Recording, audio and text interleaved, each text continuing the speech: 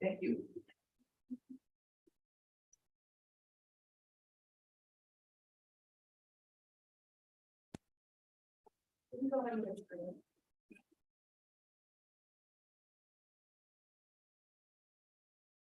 Okay, we can call this meeting to order of the Planning Commission of Hollister.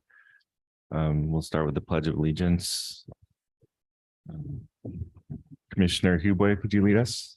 Certainly. I pledge allegiance to the flag of the United States of America, to the republic for which it stands, one nation, under God, indivisible, with liberty and justice for all.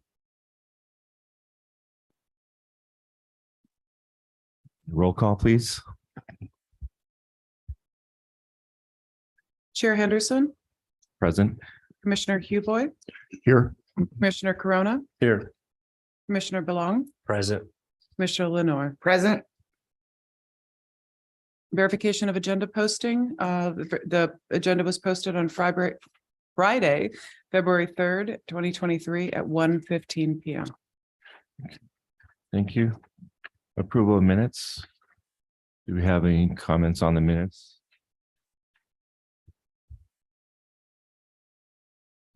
Can we get a motion to approve the minutes? Oh, there's no minutes. My bad. That last meeting, we didn't have minutes last time either, so. Okay. All right, public input. This is the time for anyone in the audience to speak on any item not on the agenda and within the subject matter jurisdiction of the Planning Commission. Speaking cards are available in the lobby and are to be completed and given to the secretary before speaking. When the secretary calls your name, please come to the podium, state your name and city for the record, and speak to the City Planning Commission. If you are joining us by Zoom, please click on the bottom of your screen to raise your hand. If you are joining us by Zoom using a cell phone, please press *9. Each speaker will be limited to 3 minutes with a maximum of 30 minutes per subject. Please note that state law prohibits the Planning Commission from discussing or taking action on any item not on the agenda. Do we have any speakers? I have no speakers. Okay, we'll close the public input. We'll move on to item 1 of the public hearings. This is tentative map 2021-1, conditional use permit 2021-6 for planned unit development, site and architectural review 2021-4 extension. Staff report. Great. Yes. And this is going to be Mindy Davis. Let me see. Oh, it looks like we have a PowerPoint. Oh, yay. Sorry, I've been having technical difficulties. Let me go ahead and share screen.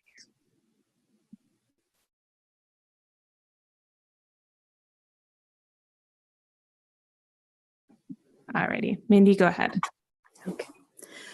Good evening, members of the commission. My name is Mindy Davis, and tonight I'll be presenting to you the request for extension of time for previously approved tentative map 2021-1 conditional use permit for a planned unit development 2021-6 and site and architectural review 2021-4. The project is located at 1620 Buena Vista Road. Next slide. The project was previously presented and approved by the Planning Commission on May 21st of 2021. Next slide, please. For this request, the applicant is requesting a 2-year extension for the previous approvals to subdivide an approximately 11.10 acre parcel into 130 multifamily units across 48 duplexes and triplex buildings. The project site is located within the medium density residential performance overlay zoning district at 1620 Buena Vista Road. A mitigated negative declaration was previously approved on February 16, 2016 by the way of pre-zone 2013-2 for the pre-zone and the annexation of the subject property. Next slide, please. The extension of time as proposed does not include any revisions and/or additions to the originally approved tentative map conditional use permit for a planned unit development and the site and architectural review. Next slide, please.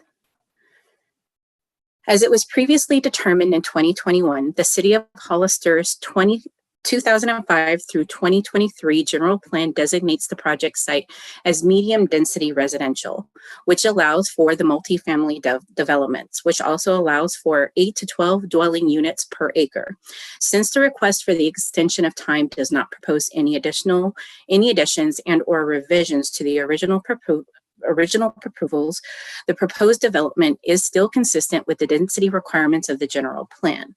Additionally, the requested extension is pursuant to the City of Hollister's Municipal Code Section 16.40.101B, time limits to record a final map, and Section 17.24.130E2, permit implementation, time limits, extensions, and revocations, which allows for the applicant to request an extension of time to their original approvals for their project.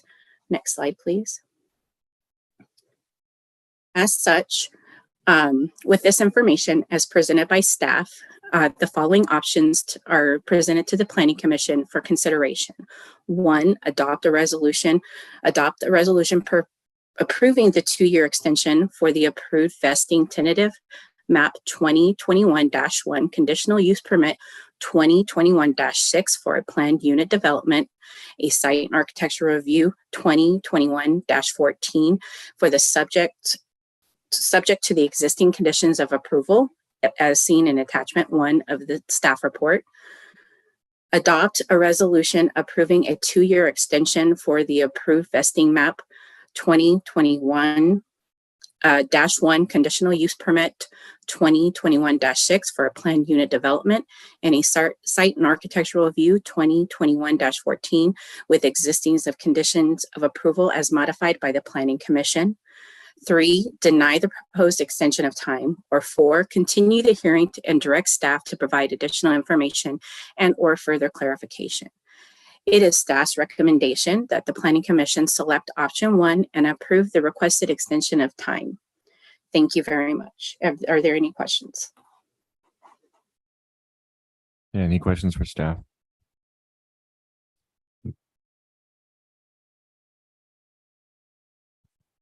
Okay, looks like we have no questions.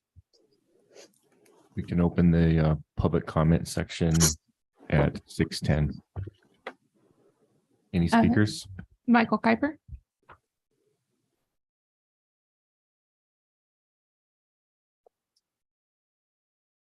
Good evening, commissioners. Thank you for your time this evening, and thank you to Mindy and Eva for their assistance with this item. My name is Michael Kuiper. I'm here tonight on behalf of the applicant 1620 Buena Vista LLC, which is a subsidiary of Kuiper Homes. Kuiper Homes is a private family-owned home building company, and we've been building in Hollister since 2017. Our most recent project was the Westfield subdivision, which is located immediately adjacent to this project. Mindy gave you some background. We received our tentative map approval in May of 2021. Since then, we've been diligently processing our improvement plans and final map. Currently, our improvement plans are about to go into their 4th round of plan check. This process has taken us quite a bit longer than we originally anticipated, and unfortunately, the real estate market has changed a lot in that time period. We are 100% committed to building this project, and we hope to own these units in Hollister for a very long time. But due to recent market conditions, we would just like some additional time before we need to record our final map. Without this extension, we would need to record our final map before our tentative map expires this May. This extension will provide us with a buffer to complete our improvement plans and hopefully see construction costs come down somewhat from their sky-high pandemic levels. We are requesting only an extension of our existing approval. We are not seeking any new development rights. We hope that the commission will agree with staff's recommendation and select option 1, approving our extension subject to the existing conditions of approval. And last but not least, I would appreciate an opportunity to speak again if there are any questions or comments from the commission. Thank you so much. Thank you. Any questions for Mr. Piper from the commission? Okay, next speaker. Thank you. No other speaker cards. And no hands in the virtual audience. Okay, we'll close the public comment at 6:12. So what are? Yes, This will be a 2023-3. Yes. I move that we adopt resolution 2023-3 approving the 2-year extension for the tentative map 2021-1 and CUP 2021-6, subject to the existing conditions of approval. thank you. We have a motion. Is there a second? I'll second that motion. We have a motion and a second. Roll call vote.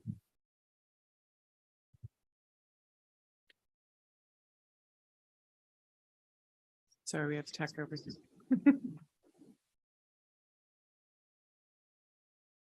Commissioner Huboy, Yes. Chair Henderson, Yes. Commissioner Corona, Yes. Commissioner Belong, Yes. Commissioner Lenore. Aye.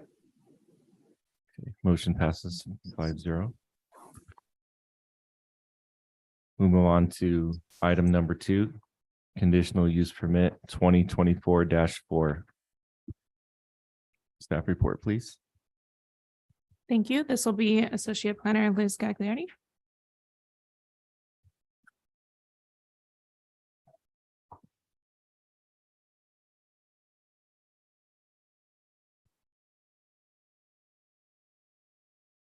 Thank you. Good evening, Commissioners. My name is Liz Gagliardi. I'll be presenting item 2, which is for conditional use permit 2022-4. So this conditional use permit is a request from Target Corporation is the applicant. And this is the project location at 1790 Airline Highway.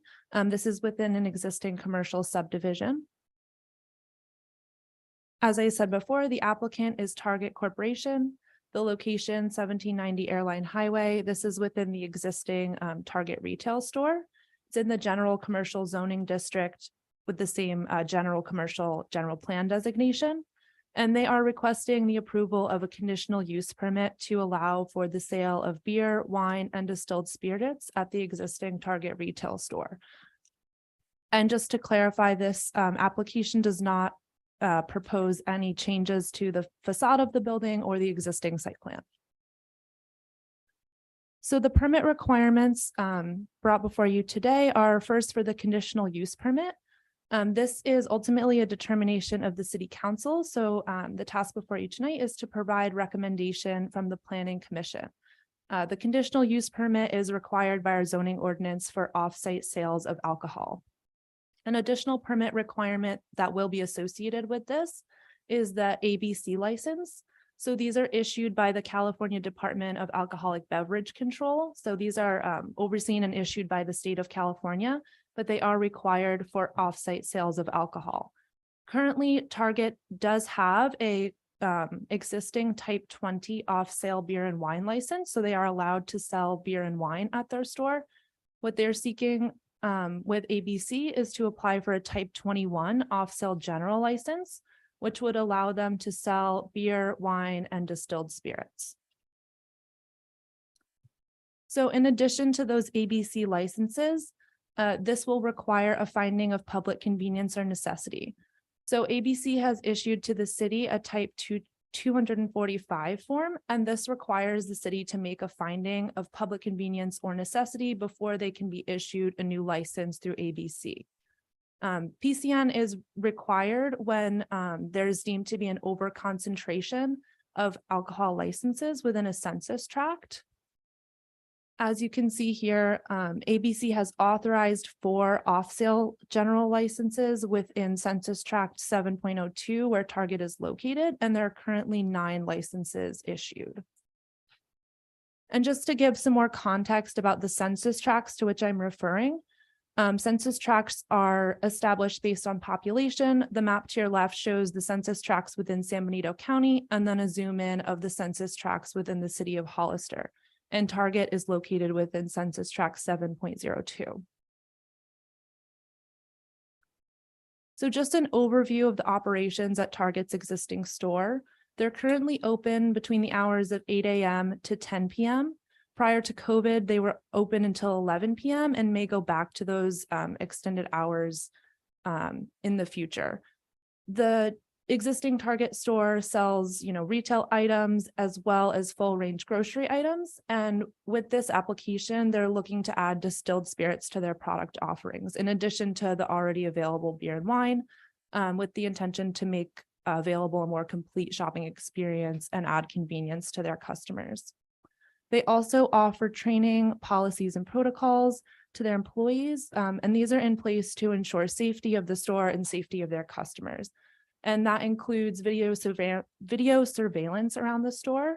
They also have asset protection personnel, which are there to monitor the interior and exterior of the store during their business hours. They offer training to the cashiers to make sure that they're prepared for responsible alcohol sales. And their POS system at the cash registers is also set up to monitor and screen for underage sales with some prompts for their cashiers during checkout. So staff's analysis of this proposed project, we've determined that the proposed use is consistent with the uses allowed in the general commercial zoning district. It aligns with the existing retail and grocery options that are available at Target. As I said before, they are not proposing any changes to the facade of the existing store and no changes to the site design. So this is just a conditional use permit looking at that specific use of alcohol sales. This is consistent with the goals and policies of the general plan. And this project is exempt from CEQA as it is pursuant to Class 1 existing facilities. So there are three options for the Planning Commission tonight. The first is to adopt a resolution approving a recommendation to the City Council that they approve conditional use permit 2022-4. The second is to adopt a resolution to approve a recommendation that the City Council deny the conditional use permit with findings provided by the Planning Commission, or you may choose to continue the hearing and direct staff to provide additional information or further clarification. And staff is recommending option 1 for this item. We also have a resolution regarding the finding of public convenience or necessity. 3 options as well for this resolution. The first is that the Planning Commission adopt a resolution recommending that the City Council make a determination that public convenience or necessity would be served with the issuance of a type 21 ABC license by the Alcohol Beverage Control at the existing Target store. The second option would be to adopt a resolution recommending that the City Council make a determination that public convenience or necessity would not be served with the issuance of the type 21 ABC license, or the third option to continue the public hearing and direct staff to provide additional information. We also recommend option 1 for this item. That concludes my staff report. If you have any questions, I'd be happy to answer. Thank you. Any questions for staff? Does sometimes I forget to ask. You would adopt the resolution for the findings prior to the resolution for the CUP? Or the other way? So the two go together. I believe we have the conditional use permit first, with the finding followed. And it's to clarify, 2 separate resolutions, and both are to provide a recommendation to the City Council. Okay, any other questions? Could you show the map again of the zones? This one, the census tracts? Yes, thank you.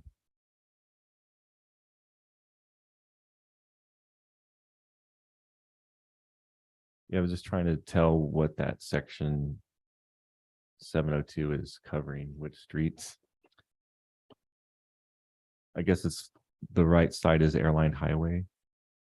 Yeah, and the census tracts, for a little bit of additional background, they are based off of population. Mhm. So the boundaries are a little bit irregular. They don't align necessarily with the city's boundaries, but they are based on the population density within that area. Okay, thank you. Mhm. If there are no other questions, then we will open the public comment at 6:22. Any speakers? Yes, I have a few speakers. The first will be Jagsir Brock.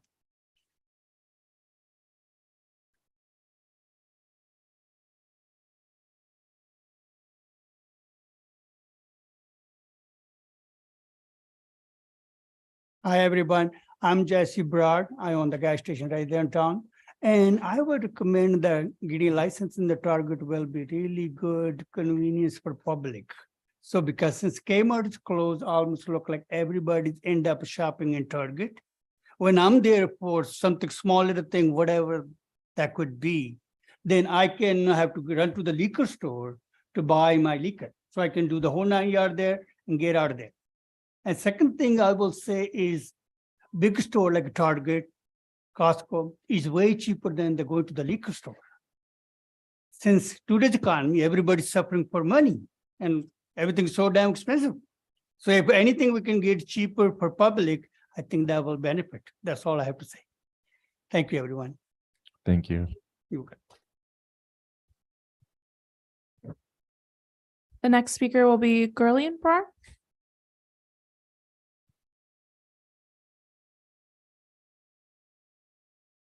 Good evening.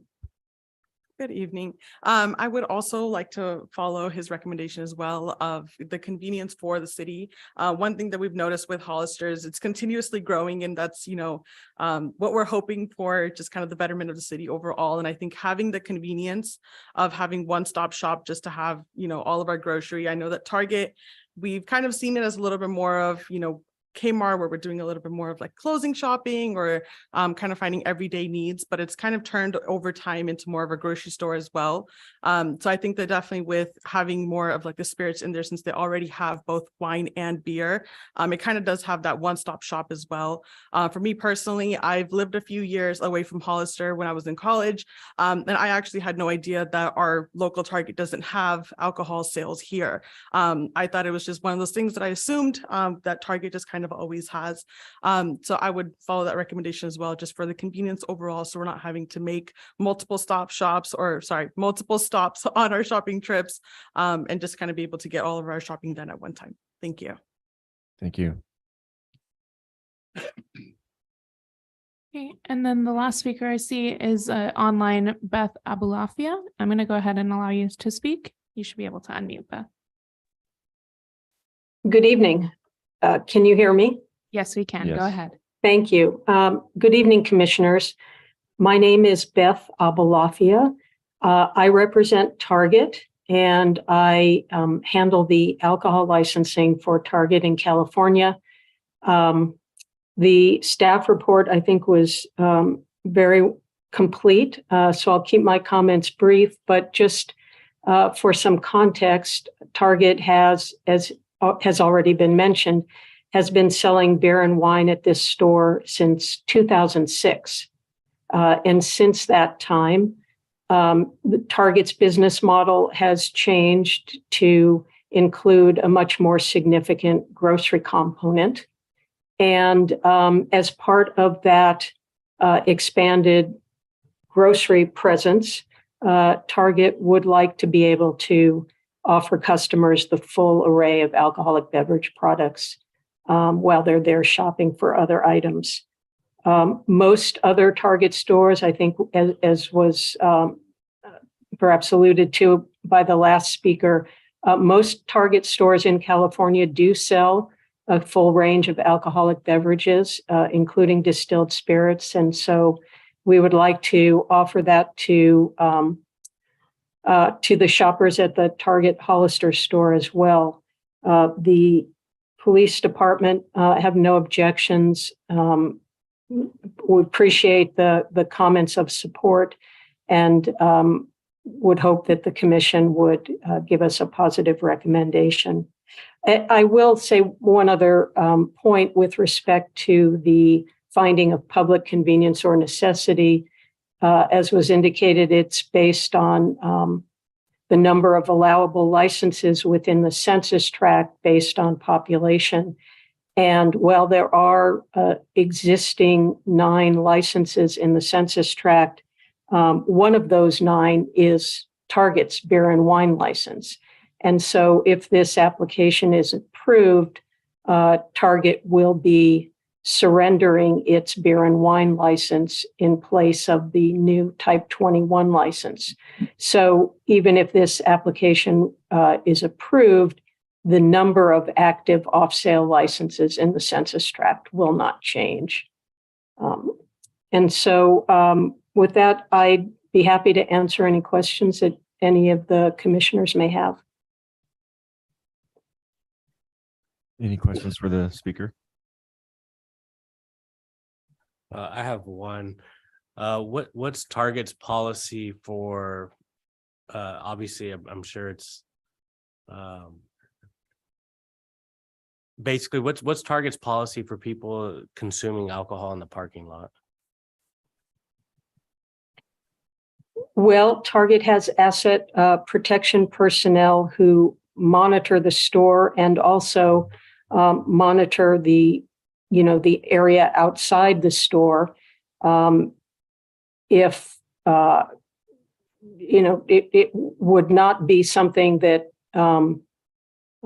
Target would encourage or permit. Now, the store director, Puya Dabiri, I believe, is also online. Is that correct? Yes. And he might be able to speak to this as well. But whether the approach would be to try to address the situation themselves or contact the police department, I believe Mr. Dabiri might be able to speak to that. One second. Okay, go ahead, Mr. Dabiri. You have the ability to unmute.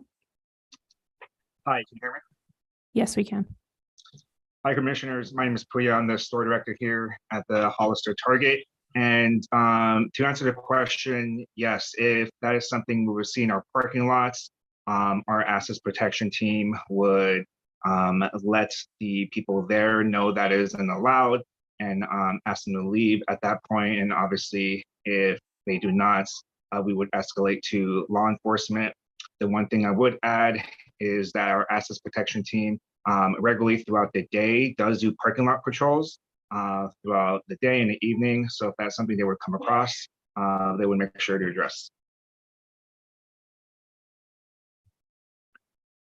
Have you had any issues with shoplifting of beer or wine? Yeah, shoplifting has been something that has come up, much like any other retail store. Fortunately, our Target relative to other Targets in the vicinity doesn't have that level of shoplifting in spirits or the alcohol aisle or anywhere across the store relative to other buildings. So while that is a concern, that is something that our assets protection team would handle. And I just had one last question. If somebody was overly intoxicated and tried to buy alcohol, do you guys refuse sales? On that note, I would have to partner up, given that we haven't rolled this out yet in our store. I would partner up. One thing we do have in the building is obviously, any disruptive guests in the store. We do ask them to leave the building if they're causing disruption to our guests or the safety of any team member or guest in the store. So if that were something that would come across, we would ask them to leave the building, and that would prevent them from checking out.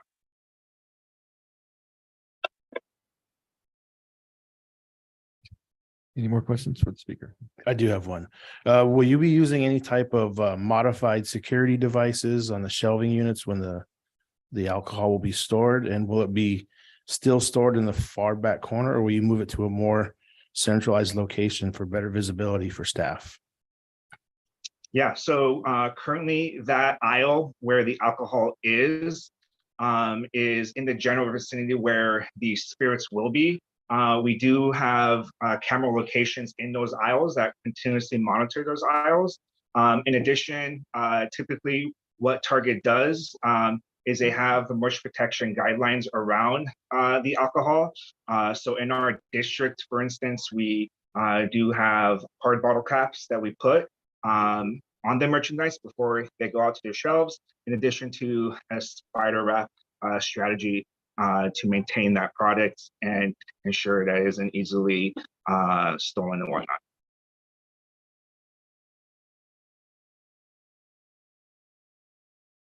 Okay, any further questions for the speaker? Okay, next speaker, please. Okay, I have no more speakers for this item. Okay, we'll close the public comment at 6:33.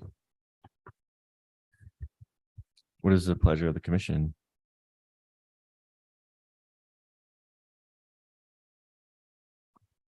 Mr. Chair, I think that the applicant has answered some of the questions and concerns that I also had about security and monitoring the activity around the liquor sales. I think that geographically, it does make sense to have a one-shop experience. In a way, it does lower the carbon footprint to a certain extent. I would like to make a resolution number on this. This will be resolution 2023-4. I'd like to make a resolution to approve PC resolution 2023-4 and adopt CUP number 2022-4 to recommend that we move this to the city council for approval. Second. Okay, we have a motion and a second. Any further discussion? Roll call vote, please. Commissioner Huboy, Yes. Chair Henderson, Yes. Commissioner Corona, Yes. Commissioner Belong, Yes. Commissioner Lenore. Thank you. We will move on to new business item one. Excuse me, Mr. Chair, there's another resolution, I apologize. associated with this item to make a motion to recommend that the public necessity is served by the type 21 ABC license to be also is that also to be approval, subject to approval by the city council? Yes, that one's for the Okay. city council. That's my motion. Resolution 2023-5. PC resolution, thank you, thank you. And it's good to have you back on. Commissioner Lenore. 2023-5 is a PC resolution to Second. approve. We have a motion and a second. Any further discussion? Roll call vote, please. Commissioner Huboy, Yes. Chair Henderson, Yes. Commissioner Corona, Yes. Commissioner Belong, Yes. Commissioner Lenore. Aye. Motion passes. Okay, thank you. I think we're ready to move on to new business. Item 1. Occupancy agreement between the city of Hollister and Prakash Patel / Hollister Gateway Hotel LP. Staff report, please. Okay, this will also be Liz Gagliardi. Okay, moving on to new business item 1. This will be for an occupancy agreement between the city of Hollister and Prakash Patel, the city of Hollister, Hollister Gateway Hotel LP. That is the applicant. So this project is located off of Gateway Drive across the street from the new Fairfield Hotel on the north side of town, as shown here on the screen. Here's a rendering of the hotel. And for some background on this item, back in October of 2019, the Planning Commission approved Site and Architectural Review 2019-16 and conditional use permit 2019-6 for the construction of a 4-story 93-room Holiday Inn hotel. The construction of the hotel has largely been completed, and they were issued a temporary certificate of occupancy in November of this past year, 2022. At this point, the owner is seeking a final certificate of occupancy from our building department, which is normally not something that the planning commission would be involved in. But given the conditions of approval, we have it here before you tonight. I will just point out that the reason they have been unable to fulfill their conditions of approval is because asphalt plants are closed during the winter. So this has prevented them from fulfilling their one last condition of approval for this project. And that outstanding condition of approval is before you here, condition number 16 on their original approval. And this requires the property owner or developer to replace any street or sidewalk improvements or utility services that are either removed or damaged during the construction of the project as determined by the city engineer. And this could include, but is not limited to, any permeable paving, PCC curbs, gutters, sidewalks, street lighting, signage, and striping, all of the underground utilities, including but not limited to sanitary sewer, gas, electrical, telephone, water and fire service lines, and all the other improvements to bring the right-of-way into full compliance with applicable city standards. All of this construction in the right-of-way shall be completed prior to the final building approval. And as I mentioned before, due to the closure of asphalt plants during the winter, they have not been able to fulfill that final condition of approval. So the applicant is seeking to enter into an occupancy agreement.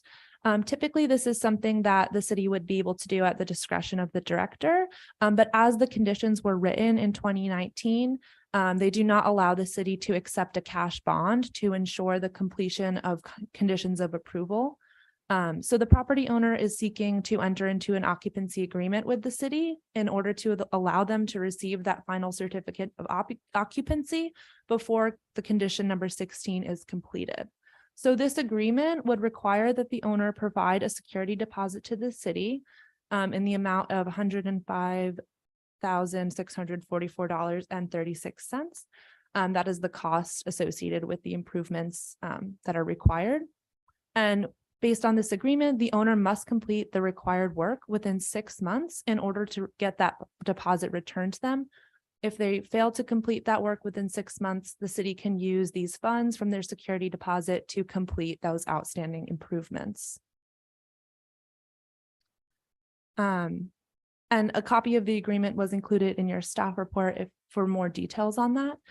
There are 3 options before the Planning Commission tonight. The first is to adopt a resolution to approve the execution of an occupancy permit agreement by and between the City of Hollister and Hollister Gateway Hotel LP, and to delegate the authority to the city manager to execute that agreement. The second option would be to deny the proposed project. And the third option would be to continue the public hearing and direct staff to provide additional information or clarification. And staff recommends that the Planning Commission select option 1. If you have any questions, I'd be happy to answer those.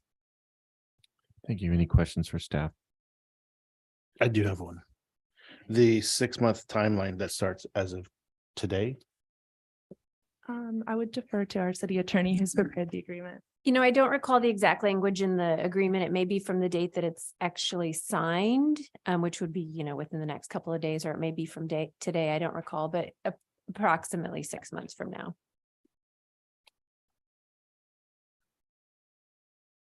Any further questions?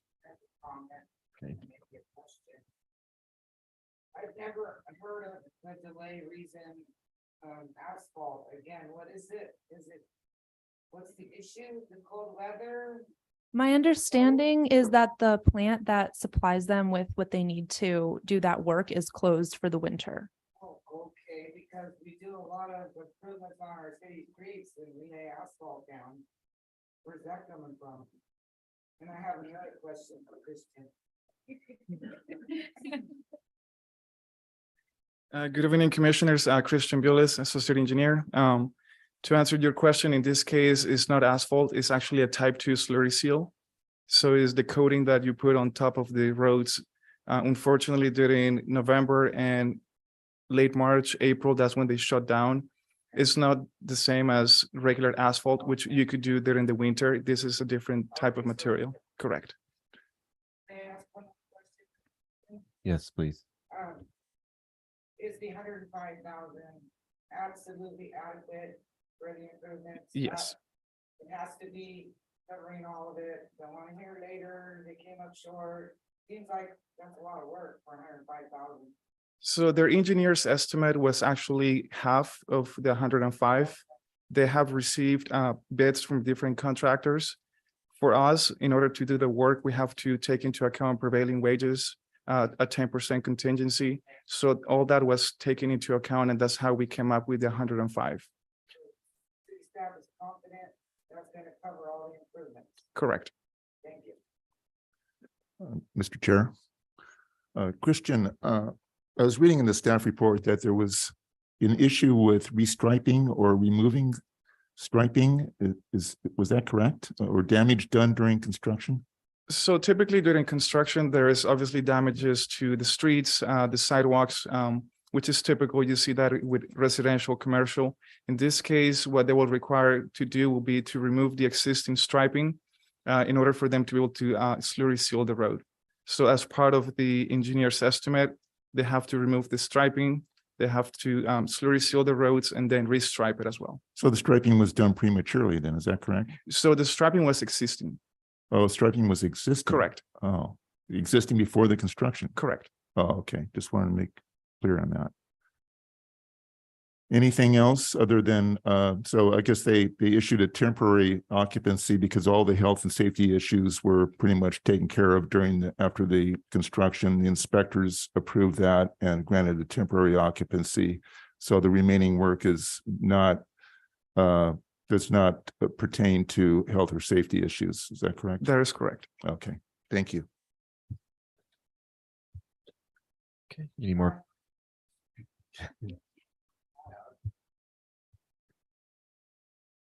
Sidewalk, so there's no danger to the pedestrian entering and leaving the facility? Yes, so we assess the site just to make sure that there's no tripping hazards. Mainly what you see out there is just a little bit of cracking from vehicles driving over the sidewalks. So it's not going to be a concern for the safety of the public. Because it is a city sidewalk. Correct. We're okay. Yes. Any more questions for staff? Okay. Hearing no other questions, we will move on to the public input at 6:45. Any speakers? I have no speaker cards for this item. Would you like to speak? Okay, go ahead. This is the applicant. Yeah, my name is Prakash Patel. I'm sorry, it got late, but it took me an hour and 40 minutes to come here. So I didn't expect that. So, but yeah, I think we have, this striping really came at the last minute, otherwise we could have done it earlier. So our slurry, I mean, we had been asking for a long time, but trying to to get the final occupancy, but it came at the last minute and we've been negotiating what to do and not to do for last 3 months. But finally, because of our bank, the loan conditions, we need to get this done. And that's why we agreed to give the deposit, even though I really don't agree with everything there. It's on the agreement. Thanks. If you have any other questions, let me know. Thanks. Are there any questions for the applicant? Does the owner have a company ready to do the work or a time frame? Yeah. Yeah, in fact, we have the contractor. He's a local general contractor here who does mostly off-site work. So he did the rest of the work. In fact, he did the underground work on the street itself and on the site. So it's a local contractor who can do it. But as I said, the slurry is a special material which you can't get it today. Did he give you a time frame of when you're going to get it? we have signed the contract with him. So as soon as the plant is open, he'll do it. Thank you. Any other speakers? I have no other speakers. Thank you. We'll close the public comment at 6:47. Any more discussion from the commission?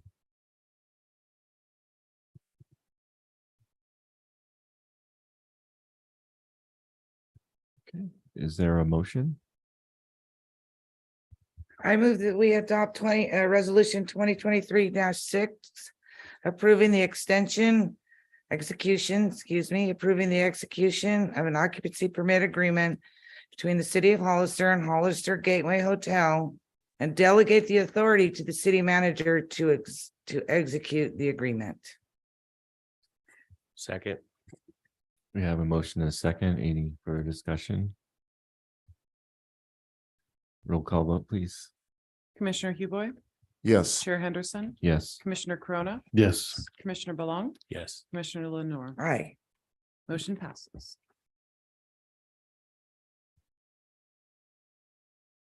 Thank you. We will Good luck. move on to old business. I have no old business. Okay, we will move on to, how long will the study session items be? They are just discussion items, so it kind of depends on your questions and the discussion that we have. So Okay. I'll Sorry. ask my commissioners, do they need or would you like a recess? Okay, we will move on to yeah. We will move on to study session items, starting with item 1, zoning ordinance overhaul.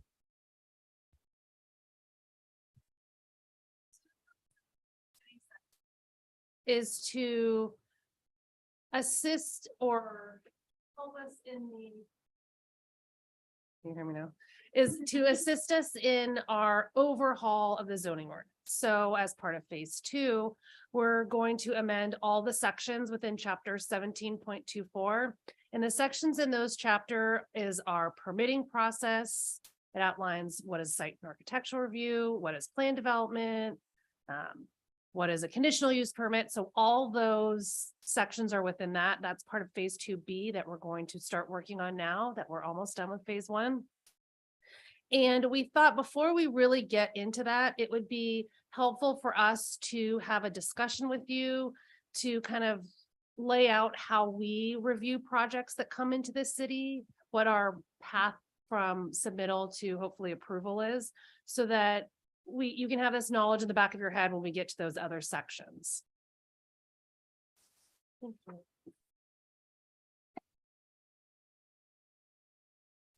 So Eva's going to hand you a very large blow up version of what you see on your screen, because I certainly can't read that. So I don't want anyone to lose their vision.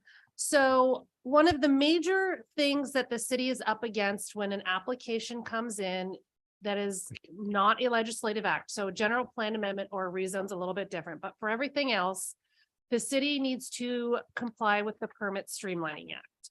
And what the Permit Streamlining Act is a set of rules for how long we have to review a project.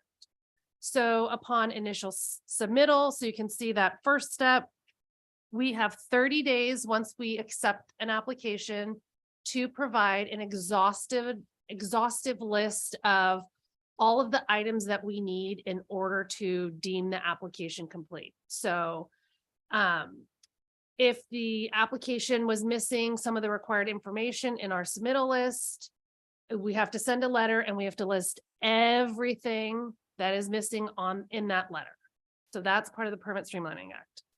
When it gets resubmitted, we again have 30 days. It's only allowed to be with us for 30 days. Once it's, if for some reason we got an application and we didn't act within the 30 days, the project is complete. Once we do determine that an application is complete, now we get into SEQA review. So we have 30 days to determine from date of completeness if further review under SEQA is required. So within 30 days, I have to determine, is a negative declaration required? Are we required to do an EIR?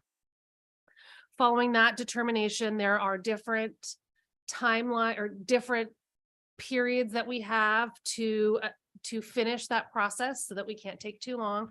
So it's 180 days for a mitigated or a negative declaration, and it's 1 year for an EIR. That takes much more time. Once we've hit all these timeframes, we have a specific deadlines for approval of the project, and it's based on, again, that level of environmental review. So Permit Streamlining Act really it is to ensure that cities do not sit on applications for a significant amount of time, so that applicants are unaware of what's going on in the process. Why is my delays, things that we don't have in Hollister, but in some other cities, they do. So the other bigger handout you have is a list what happens when a project is submitted. And this will be up here, but I'm mainly just going to talk about what we're looking at, some of the things that happen to us when we get projects, and feel free to interrupt, ask questions throughout the process. So the initial submittal comes into a city for a development application. They come to the counter, they pay their fee, they have to give us their application materials. All of that information has to be with them when they come in to apply. Once they apply, it then gets assigned to a planner and it gets routed to the city's development review committee. The development review committee is made up of various departments and outside agencies. So for example, health department, fire department, engineering, Recology, our waste provider, school district gets notified. This whole group of people gets notified of the project. Now, they have submitted, so we have 30 days. So as part of this review for planning, from planning's perspective, is we have to look to see, did they give us all the information that we need? The city has a submittal checklist on our website. So it's available to everyone on the website, or they can email us or call us and we can get it. Excuse me, can I just jump in here? Because so the 30 days after the application, you receive the application, you have 30 days to review for completeness. How does the DRC review come into that 30-day period? Is that part of the 30 days or is that a Yes. totally separate? That is part of the 30 days. That is part of the 30 days. Mhm. Okay. So from the planning perspective, now let's say it's my project, I have the project. I have to make sure, did they give us everything? For example, do I have a colored elevation?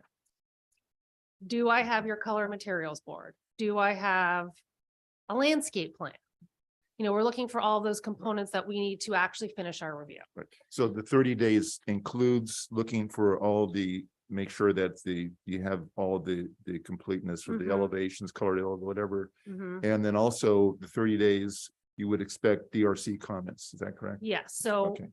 what happens, let's say day 29, you, the applicant, will get a letter from us. And in that letter, you will have all your items that you need for completeness.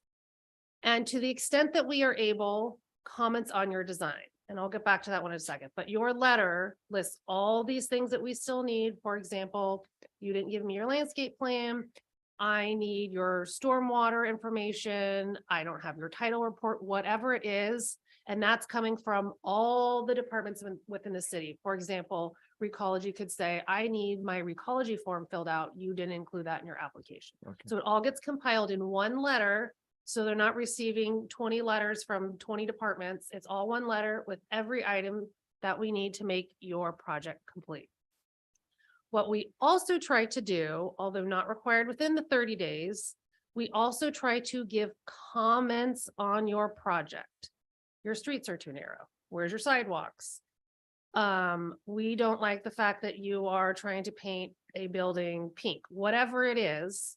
that we try to get within that letter. And the reason I say we try is because if you are missing something very important, if you are missing the colors on your building, if you're missing the elevations, if you're missing a landscape plan, I can only comment on what I have in front of me. So they are just the comments that I can give you at that time.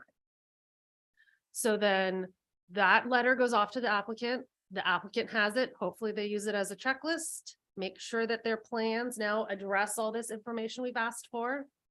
And then they're going to resubmit. That length of time is up to them. I have applicants that will resubmit within a very extensive list in 3 weeks. I have applicants that have 2 items and it takes them 7 months. I have no control over that. That portion, once that 30 days is over and I've sent the letter out, I have no more control of your project till you resubmit. Now you can call me, you can ask questions, I'll help you work through your project, but I can't shorten that period down. I have no control over their project at that point. It's really up to them, and every applicant is different. When the second submittal comes in, it gets routed again to DRC because for the most part, after that first submittal, there's comments from usually every department. So we're going to make sure that now fire had some comments, they get to look at it again. Engineering gets to look at it again. Everyone who had comments gets to look at it again. If they've changed their project, sometimes that happens. We're going to make sure everyone gets to see it again. So it goes out again. We have another 30 days. The hope would be at this point that you followed all of our comments. You reached out to staff. We've all worked everything. We've worked it all out. And you will be complete at this point. Unfortunately, that is usually not the case. For whatever reason, you miss a submittal requirement or 2 or 3 or 4, or, like a landscape, you didn't give me the landscape plan before. I couldn't, evaluate that. Now that you've given it to me, oh, now I have a landscape plan, but you didn't tell me what species you're planting or what size your plants are. So we have another issue at that point. So that phase again is 30 days. And again, depending on how that review went, it goes back to the applicant again. And we can keep going back and forth until we have finished this completeness review. And I'm just talking about completeness items. So everything on that checklist that we ask you to give us.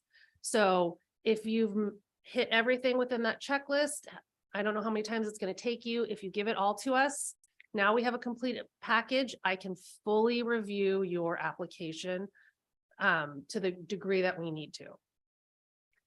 Again, after these phases in between, we don't have any control over it.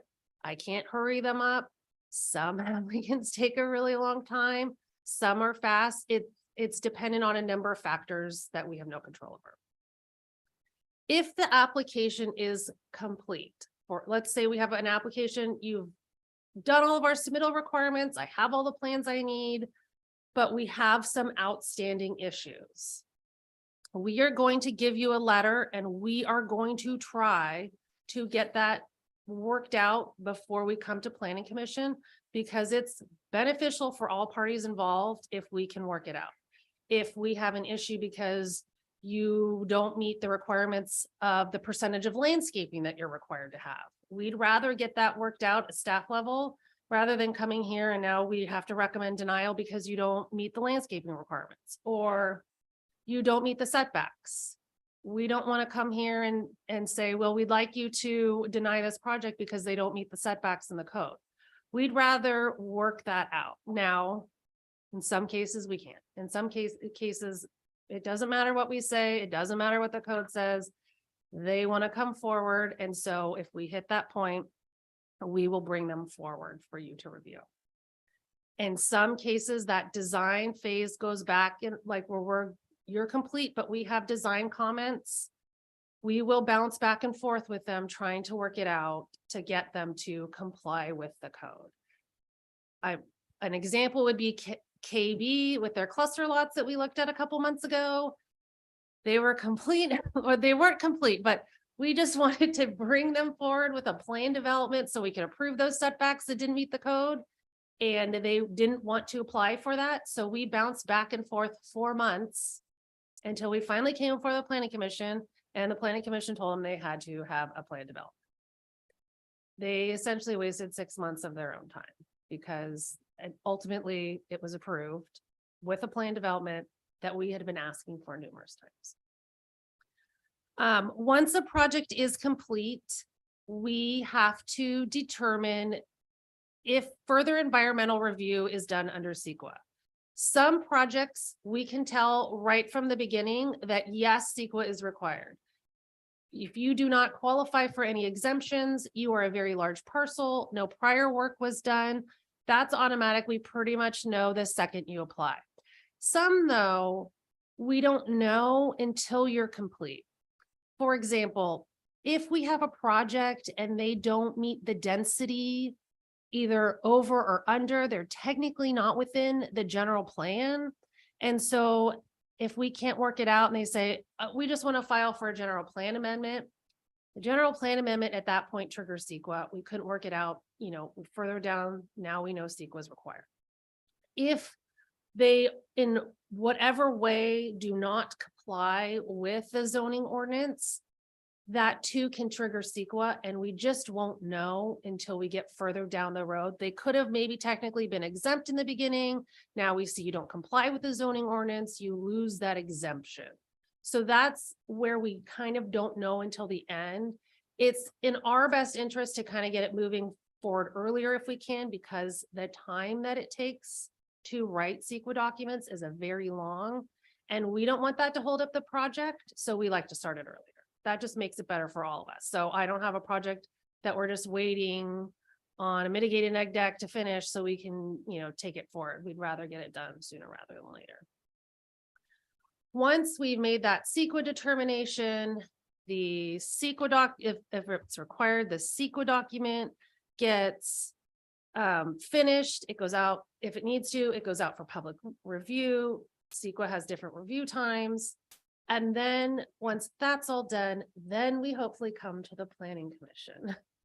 At the planning commission meeting, obviously you have a staff report, you have a resolution, hopefully saying approval and conditions of approval.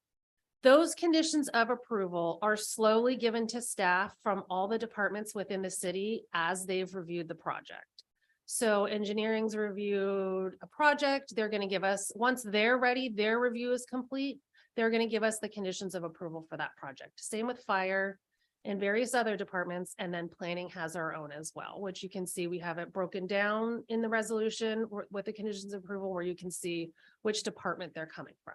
So the DRC is looking at the project.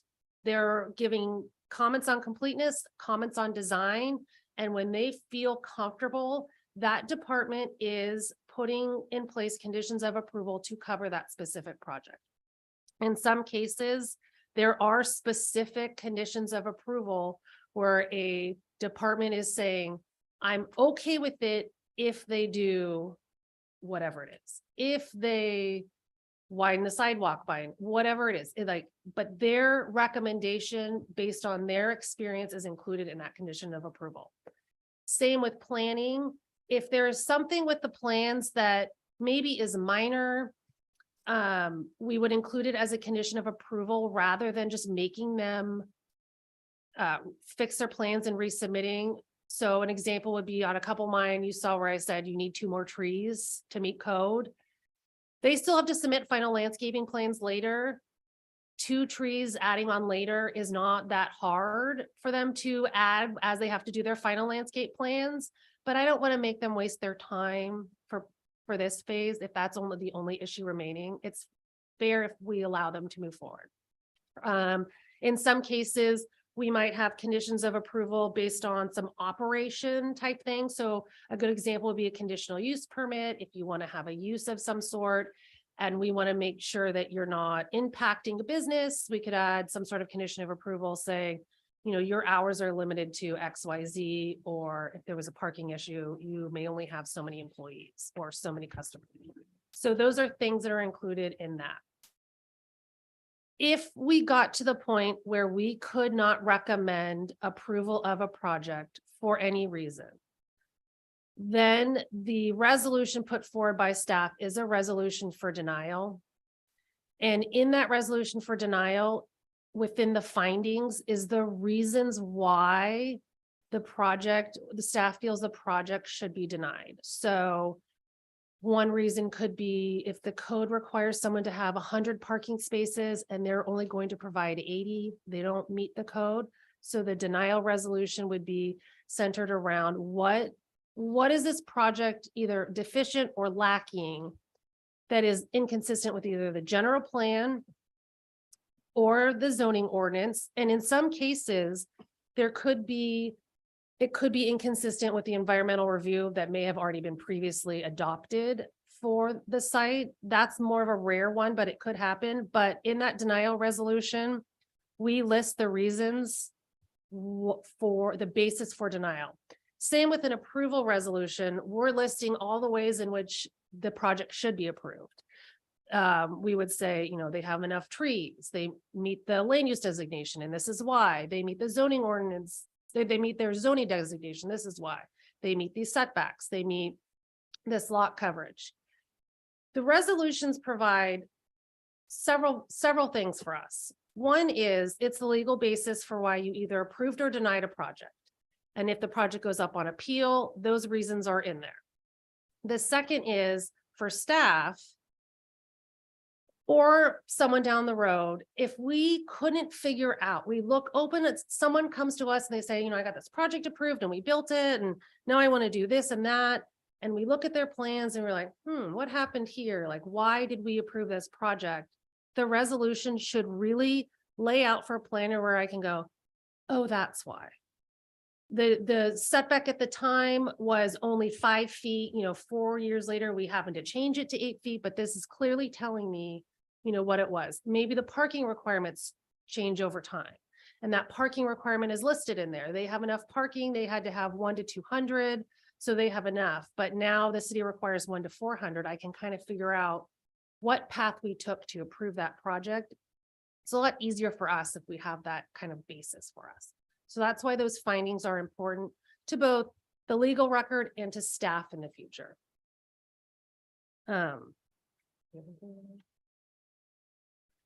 So in your staff report, I gave you a sample review of 2300 Burt, and that was a project that you recently approved. It's on the last page if you want to look at it. But 2300 Burt was an example of very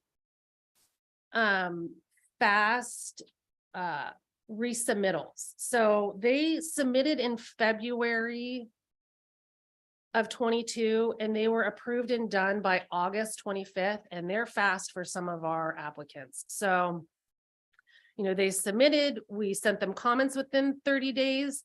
They did take 64 days to respond to our comments. They had quite an extensive list. They were missing a lot of items that we needed. And then they resubmitted with 30 days. We sent them back another letter. They got almost all of our comments. They did it, almost all of them. There was a few minor comments and they fixed them, and 18 days later, they submitted their plans and they were ready to go.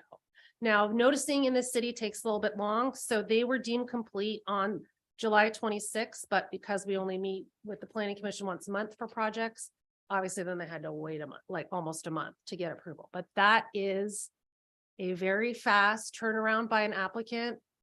I have an applicant right now who got 2 comments on his first submittal, and it took him 6 months to resubmit, and he only gave me 1 of the 2 items I asked for. So, and he's incomplete again. So it really is who you hire, who you're working with, what their timeline is. Their architects could be busy and can't get to these items if they're, too busy. So, I personally like faster reviews because then we can move on to other things. And so we don't have too many projects going at once, but I have no control over applicants. So that is our process in a nutshell. If you have any more questions on this one, I'd be happy to answer them. I do have a question. Forgive me if you already mentioned it, but after the application is deemed complete, all the comments from DRC have been responded to. How long do the departments have to complete their conditions of approval?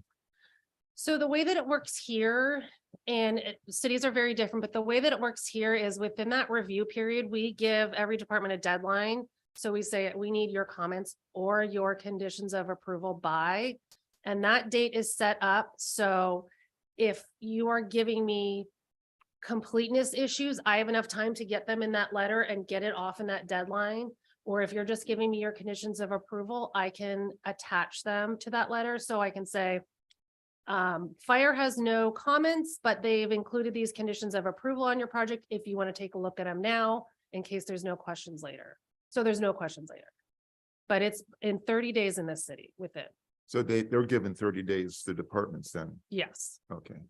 Well, not really 30 because we have to be out in 30. So like 20, 25. Okay. Less than 30. What, there's a drop dead timeline for projects that aren't moving along that could get automatically approved. So the approval process under the Permit Streamlining Act, and Jennifer can correct me if I'm wrong, but what happens is if the project is deemed complete and and there's no CEQA involved, because if CEQA is involved, you have to wait. You don't really have a choice on that. I believe that there is a 60 days, and if we do not notice you, the applicant can do the notice for you and take you to hearing. Is that correct, Jennifer? Yes, but that would be unlikely. Yeah. That's And- never happened. Right. And I think because, there is this iterative process that Erica talked about where, they're starting with whether or not the application is even complete, and so. But I know there's a deadline. There is, Right. that's correct. Because, Yes. I don't remember how long it is, but if you do not, Yeah, for automatic approval. yeah. Right. No, you're correct about that. I just think what I mean by unlikely is that I think staff's so aware of that. yeah, it might have come close to happening just a couple of times in the decades that I was doing it, but there is something in there and you Yeah, really yeah, gotta there pay is. attention So to there's everything. there's incentive to stick with the 30 days. I think I got a good grasp on the process since I did it for a very long time and I probably did hundreds of DRC packets and agendas. So thank you. I want to thank you for that presentation. So hopefully this, as we move on, it's going to get quite technical and complicated. And this is just, we want to give you a little bit of background. So you know kind of how we're reviewing a project while we're discussing how we're going to amend the zoning ordinance to make the process a little bit easier on people and for the zoning ordinance to be more clear. I like that we're back to saying zoning ordinance. It was always the zoning ordinance and then they're like development code. I'm like, what? Development code. So then I got used to saying development code and now I see you're back to zoning ordinance, which I like because to me, it's a zoning ordinance. Yeah, so that's kind of a blast from the past. Nothing else? I think this is very helpful and also to have this all consolidated in one letter form instead of having piecemealed at a time is really, really, I think, really helpful to the applicant. I really appreciate that. Thank you. Yeah, we've really been working, and with 4-Leaf coming on board and having more staff, we've been working to try and have really complete letters and get as many design comments as we can upfront initially so that those can be addressed while we're still in this completeness process. Because as Commissioner Lenore mentioned, once you're complete, then you're looking at some timeframes for determining on a CEQA, and then once CEQA is done, that's when that approval timeframe kicks in, is once you know which CEQA level. Yeah, so we're trying to write, they get long, they're like sometimes 10, 15 page letters, but trying to make sure that we're being as helpful and thorough to our applicants as we can. Maybe if you get those ones that are just stubborn, don't want to do it, and you go back and forth, if it's helpful, maybe I might recommend that you bring it on to the planning commission so that we could give them that extra voice that says they need to do it. It might shorten it up a little because, yeah, I like to see projects running through fast. So if that helps any, and you can cut down the back and forth, and they need to hear it from the planning commission, you might want to think about bringing it a little sooner. We could partner up and say, no, when staff's recommending that, it's part of the zoning, it's part of the general plan. They need to hear from us, then we could let them know. We can definitely do that. Just a suggestion. I mean, I know we want things complete and it's, so I'm just saying, if you get the one that has to hear it from someone else, then maybe you want to bring it and then they're gonna wait, get it done. Okay. All right, are we complete with item 1? We are. I did have someone from the public who would like to speak on both items if the planning commission would like to allow that. It's not a formal public hearing. I would defer to Jennifer and the commission. Yeah, you should still require or allow public comment, although it's not a public hearing, but just people might have something to say. Okay, so we'll open public comment at 7:17. Okay, Jeffrey Small.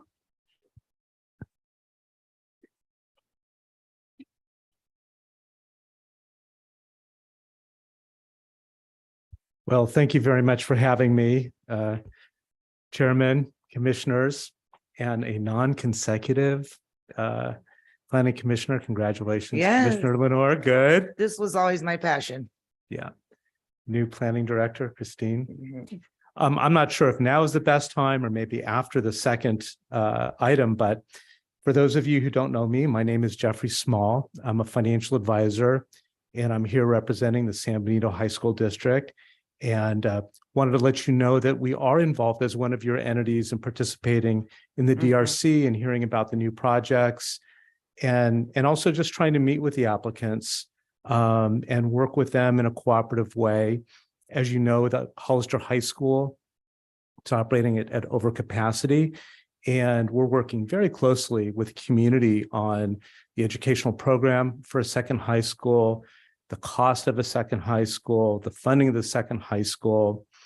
And we are getting, I think, really great feedback. The district has a facilities needs committee. We meet every month. There could be anywhere from 50 to 60 people from the community participating in that. So it's really nice to have that community engagement. We were very active in the general plan process, submitted some proposals that are supportive to the extent legally permissible of schools, and also working very closely on a regular basis with your planning department, with county RMA and others too, including the development community, including the BIA. We recognize that at the end of the day, it's really one community. There's been one high school for 125 years, and there has been, of course, a lot of growth. And I guess what I'd like to say to you is we look forward to working closely with you, continuing our close relationship with the planning department, and really ask, our really ask is that when land use actions come before you, that you consider the impact that those have on the high school, and know that we are here to engage in exploring, how things are funded, what our point of views is. But the main thing that we're concerned about is maintaining the current level of education in the community. And with that, I thank you very much for the time you extended me. Thank you. Thank you. Any other speakers? Let me just double check that no one else has joined us online. No, I have no more speakers. Okay, we'll close the public comment at 7:21. We'll move on to study session item 2.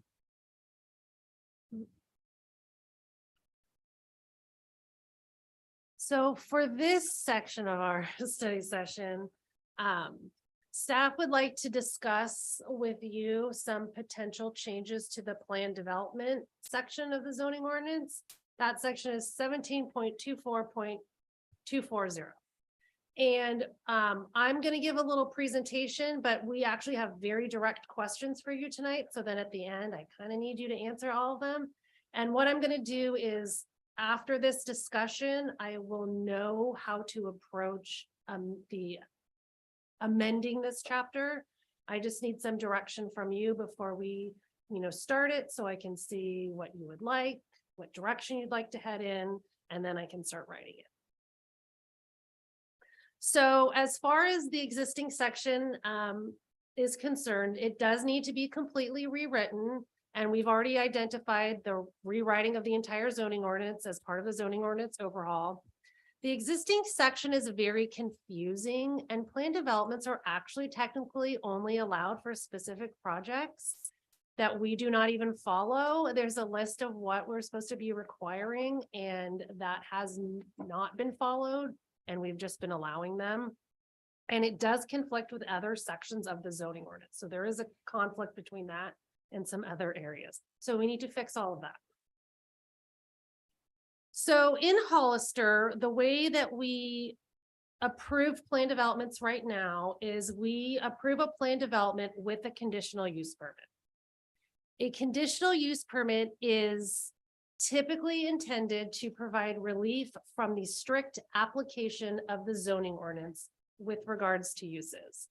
So what I mean by that is the zoning ordinance very specifically establishes permitted uses by zoning district. So there are limited things that you can do on your property, and that's just by right. So single family residential dwelling, obviously you can't operate a restaurant. So the zoning ordinance lists all those permitted uses.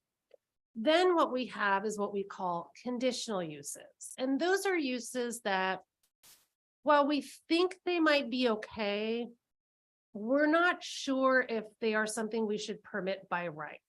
So for example, in the light industrial zoning district, we do allow like an outdoor sports center, for lack of a better word, where it's a conditional use permit and maybe like a mini golf.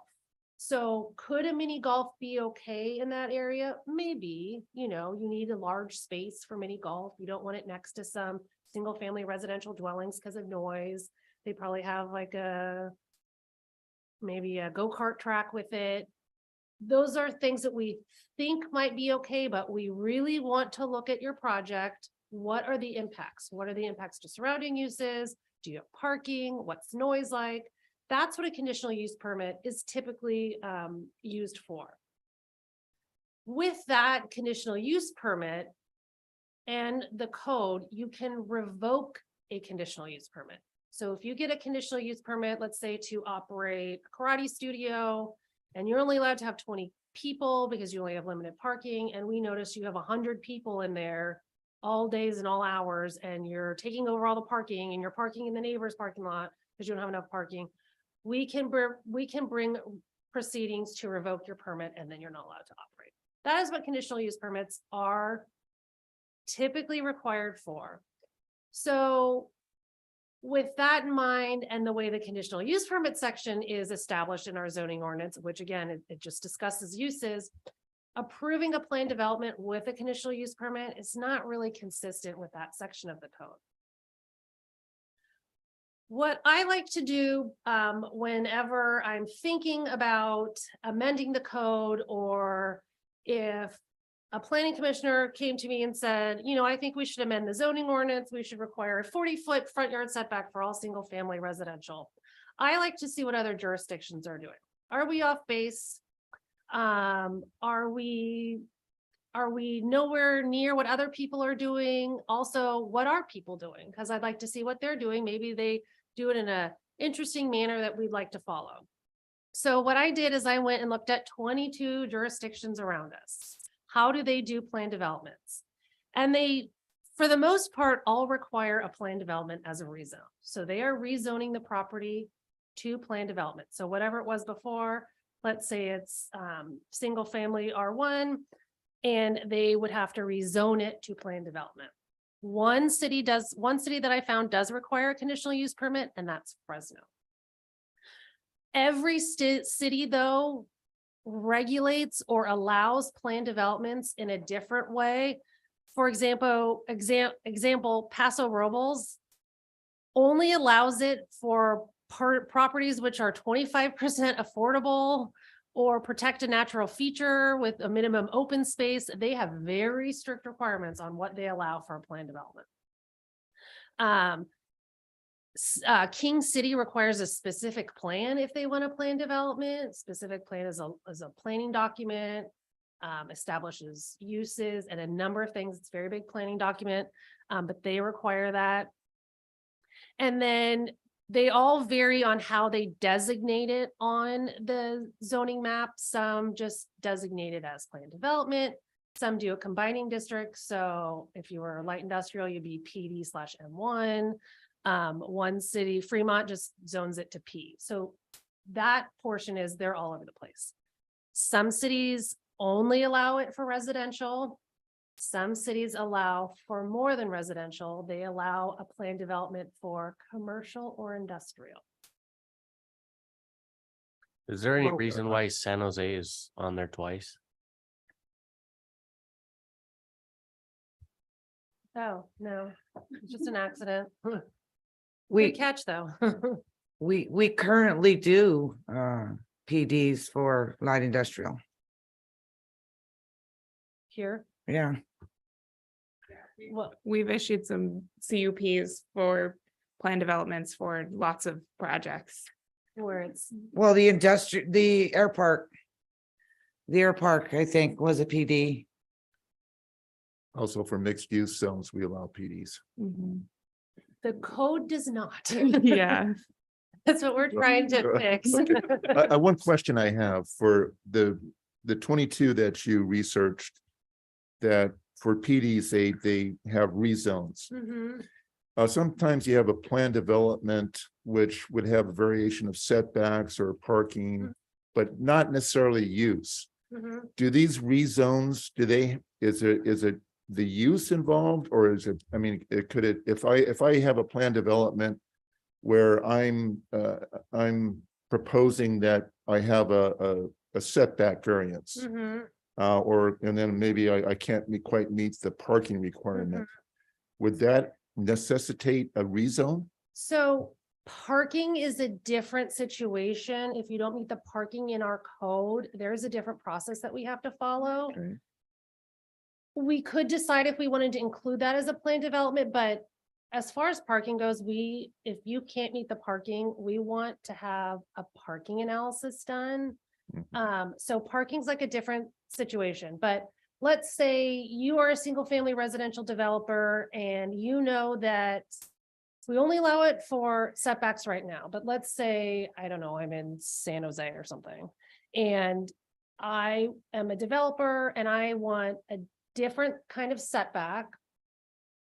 And I want a different lot coverage.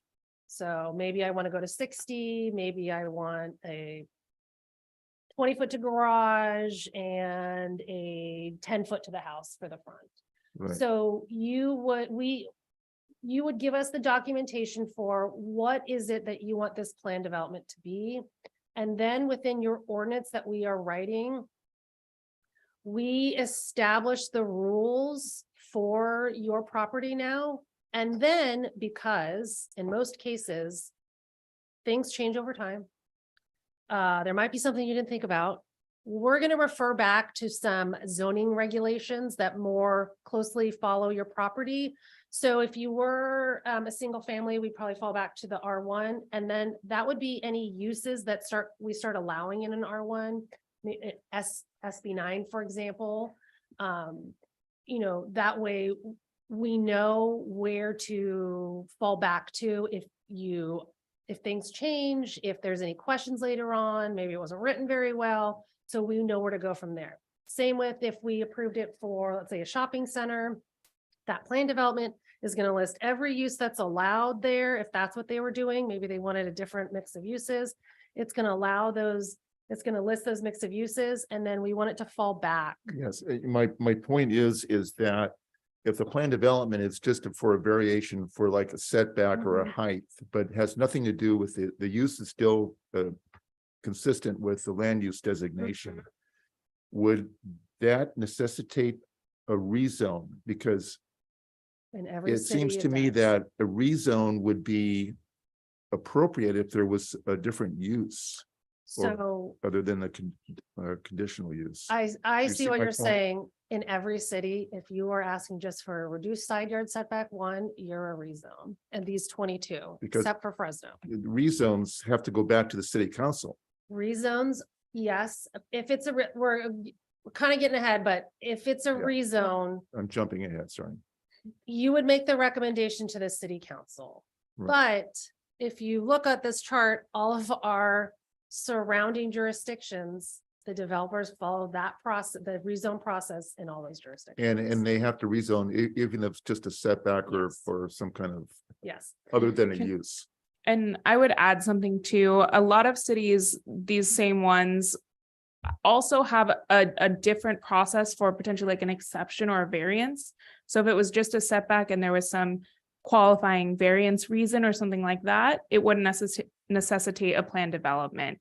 Right. And Yeah. That's what I'm kind of That's going a little towards. different. Yeah, and it's a little Because- different, but one thing, if you'll recall, when we were talking, I think last year in December with the site and architectural review, kind of minor change was that we had recommended findings for plan development, and plan development is usually they're offering some kind of enhanced architecture or maybe art or more open space. So there's kind of a give and take, whereas an exception for a setback might be a little bit different. It might be more of this is why we need this setback, and they're not really trying to do a whole plan development. In a lot of these cities where it is a rezone, it is more complicated. They want big asks, big setback differences, or maybe different density or a different type of product, or there's usually a lot to these, which is also why Mhm. they become a rezone. But Yeah, because we do it I'd like different. to see if an applicant is relatively some flexibility with setbacks or parking, that to go through a rezone, have it go back to the city council, I think is just a little excessive. But I know I'm Yeah, going so- forward here. Parking is so different, and the way in which we can review it and the options for them are so varied. I wouldn't say if someone came to us tomorrow and was like, I want some different parking, we wouldn't be like, oh, you need a plan development. For the most part, you always get those very interesting projects. So I would say for the most part, the purpose of a plan development is the city has established setbacks. We have established setbacks, and they were established for a reason. And for the most part, you can meet those setbacks. The purpose of a plan development is supposed to be centered around you are trying to do something so unique that if I strictly apply the zoning ordinance, that your project can't be built.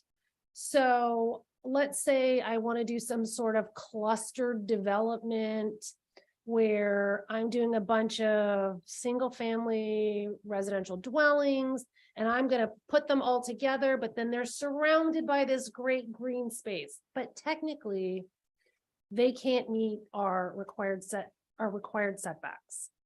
That's an interesting design. Why would, if it looks interesting and provides this like unique housing development type, why wouldn't we want to approve it? But our zoning ordinance, if we strictly applied it, would say no. So we say, hey, here's the process. We think this is a great idea. We'd like to, have this in our city. It's very unique. We'd like to do it. Just to say, I want, a 10-foot rear yard setback because I want it is not really the purpose of a plan development. Right, usually if a setback variance, it's based on, it would be a variance to a setback is subject to a situation where there's site peculiarities, something Yes. that's forced issue that could have findings. Mhm. So I'm just trying to kind of get setbacks and Yeah. heights, stuff like, if there's something that is a forced issue that there's no way around it, you have findings Mhm. based on some confines of the site or whatever, that would be a variance. That would be more of a variance if you Right. have kind of irregularly Uh-huh. shaped parcels or And that's a hill that's for, more- let's say for some reason, the city approved a tentative map 100 years ago, and we approved these little teeny tiny lots Mhm. that we would preclude anyone from building on. But we don't want to do that, that's like a variation situation. There's a number of things that would go into a variance. Variance, but plan development it's kind of a creative, you're doing something creative. There's some affordability component to it. Maybe, lot of but not times, required. Not Unless you required. require it, that's within your Mhm.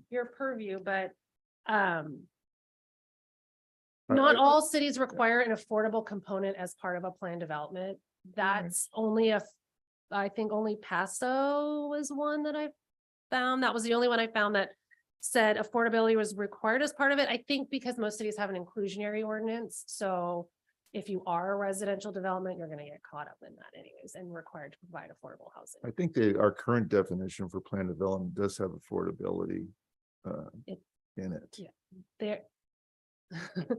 Good. We do not follow Yeah, the current section know. of the code. All right, It is okay, just the way we've been doing it. I'll be We quiet. don't strictly apply the requirements.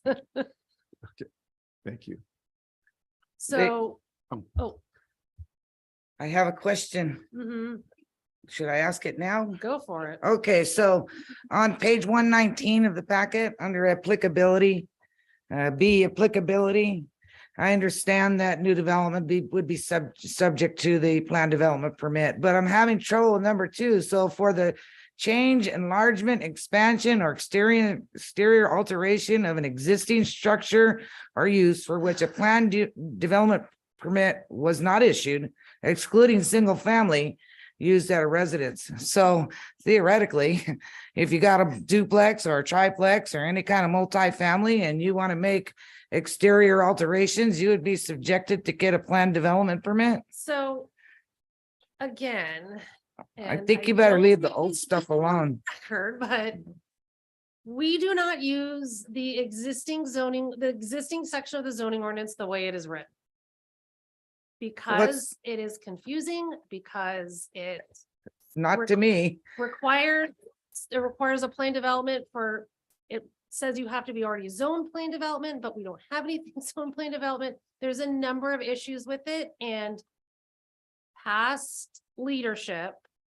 So before our time, the way that we process plan developments now is you are residential, or in some cases, we've done it for some other uses. We do the conditional use permit, and that's how it's been moved. Exterior alterations other than single family always required a site and architectural, not a CUP. The use is already established. It's a conforming use. The site and architectural took care of alterations, Yes. not a CUP.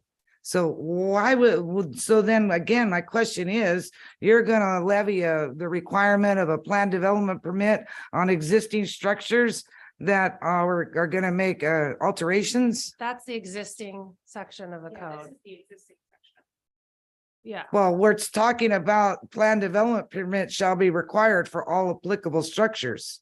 that's the. We're talking about this new process of a plan development So permit. that's the existing section of the code that it's going to go away. That's not our proposed language. Okay, where is your proposed language? That's tonight is you're giving us guidance. Okay, for you to bring it back. Yes, we want to see how you feel. Well, I didn't even, Direction do you want to go in before I have not even written one letter or one number on a paper yet. well, I wasn't aware of that, and that wasn't the way it was, a long time ago. So the whole thing of a plan development, we did it with a site and architectural.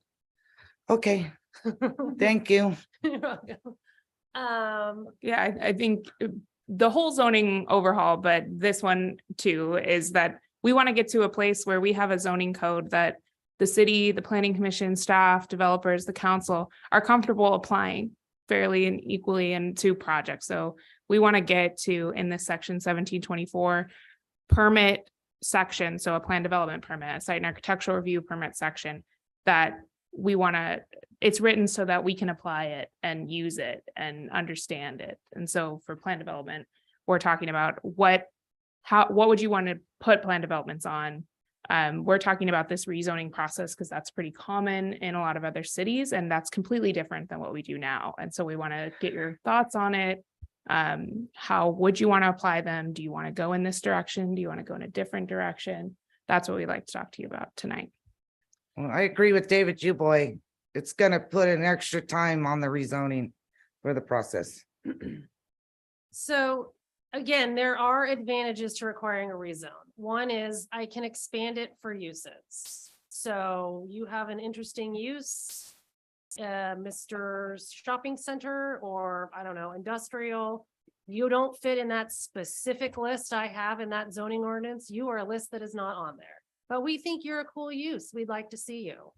Plan development is an opportunity to allow for those uses that are not in the code.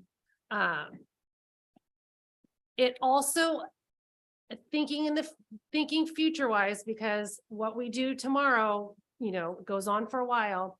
If we approve it through rezone, that rezone now shows up on the zoning ordinance or the zoning map. So I have a property, I have rezoned it. We would like it to be like plan development / then their file number. And so if I'm a property owner and I don't want to talk to staff and I want to know what my regulations are, and I'm looking at that zoning map, I go, wait a minute, I'm a single family. I thought I was R1, but this map says that I am a planned development. And so that triggers them that they have some different set of rules. It also triggers us. If we approve a planned development and we approved it 20 years ago, and someone calls and we open up the zoning map, we're going to say, oh, you're R1. And if they say, oh, wait a minute, my front yard though is, 5 feet from or my front setback is only 5 feet from the front, then we kind of go, oh, wait a minute, there's something somewhere that gave them that. And then we go on a hunt. The rezone is a cleaner process. It is helpful to us. It is helpful to whoever that future property owner is, to kind of give us that extra step of now we know what went on with that project rather than a guess. The disadvantage is that they do have to go to city council. Right now they go to planning commission and they're done. This would require that they then go to city council, who would make the ultimate decision. But again, this is a process that they are used to because they have to do it in the surrounding jurisdictions. So KB, for example, works in all the surrounding jurisdictions. Right now, Hollister is easier or has a shorter process than the rest of them. So it's not something that it's unheard of. We do believe that with the overhaul of the zoning ordinance and kind of cleaning up how we do things and making everything more clear, which is what we're really trying to do with this overhaul, that the process is going to start moving along faster for most people. So the length of time that it takes you today should hopefully, when we're all done, be much faster. So we're trying to, shorten the length of time that you're with us as it is. While we love our applicants, it is better for us if the process is much faster, much cleaner, and easier to execute for us. I would add to that, and this is only semi-related, but in case the planning commission isn't aware and the public who might be watching or in the audience, the city council did approve the development services department to begin the implementing Acela, which is an online program for permitting. So that's something that we'll be implementing over this next year. And that's part of just generally, regardless of the zoning ordinance, but that's going to help us speed up processing, making everything clear. We're moving electronic online. So that's just something that I just wanted to throw out. Like, we're in big change process of trying to make everything a lot easier come into the 21st century. So I thought I'd just say that, so you're aware that was something the city council approved, and hopefully we'll be doing that over this next year and having that implemented.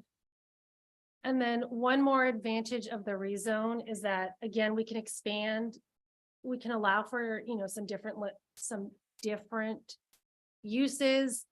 If they had a parking study and they were a shopping center and they had some specific lists of uses and they wanted a different parking requirement, we could look at it for PD. If they wanted to add an exciting use to their single family residential, they say, we have a great idea. We'd like to have these 500 single family homes, and right in the center, we'd like to have a little neighborhood grocery store. That can be done through the plan development process, because again, we're providing something unique for them.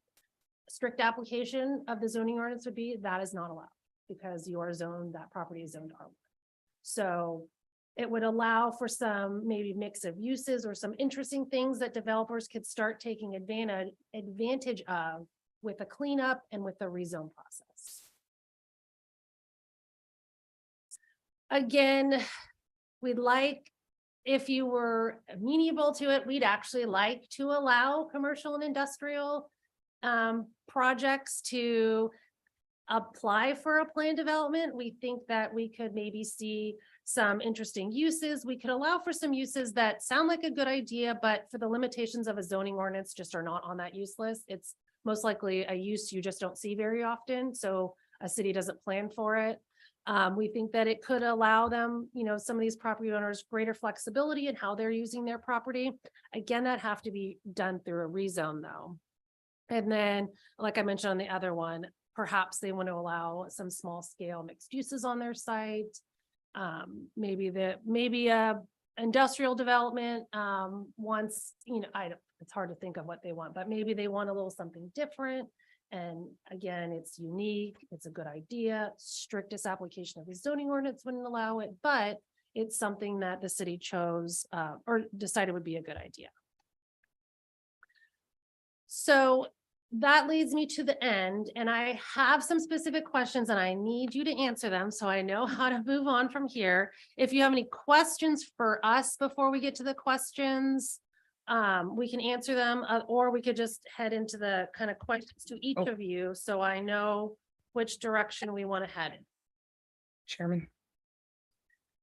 It sounds to me like the plan development permit process is sort of taking on the life of the performance overlay zone.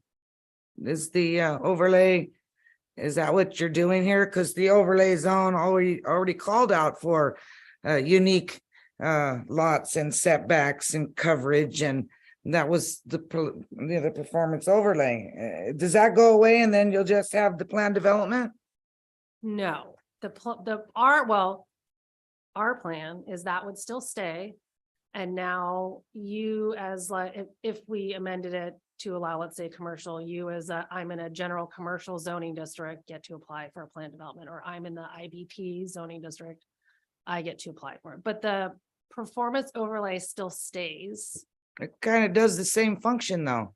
You're both- doubling up on functions, I believe, because the performance overlay addresses everything that you're talking about. And it just seems like it's more regulation already on top of a pretty good process for getting something approved in the city of Hollister. So the performance overlay it does do some of the flexibility, but it's only in the residential, as Erica mentioned, and then it doesn't allow for like uses, like if there was somebody who wanted to do like an urban village on a larger residential property, that even if that's in, let's say, the R3 MPZ zone right now, or it was annexed into the R3 MPZ zone, if it was kind of on the outskirts or something like that in our sphere, if they wanted to do an urban village and that maybe, like Eric was saying, let's take that example, they want to do a little grocery store in the middle of their large project, our performance overlay zone doesn't allow for that. But doesn't level the of mixed use allow for it?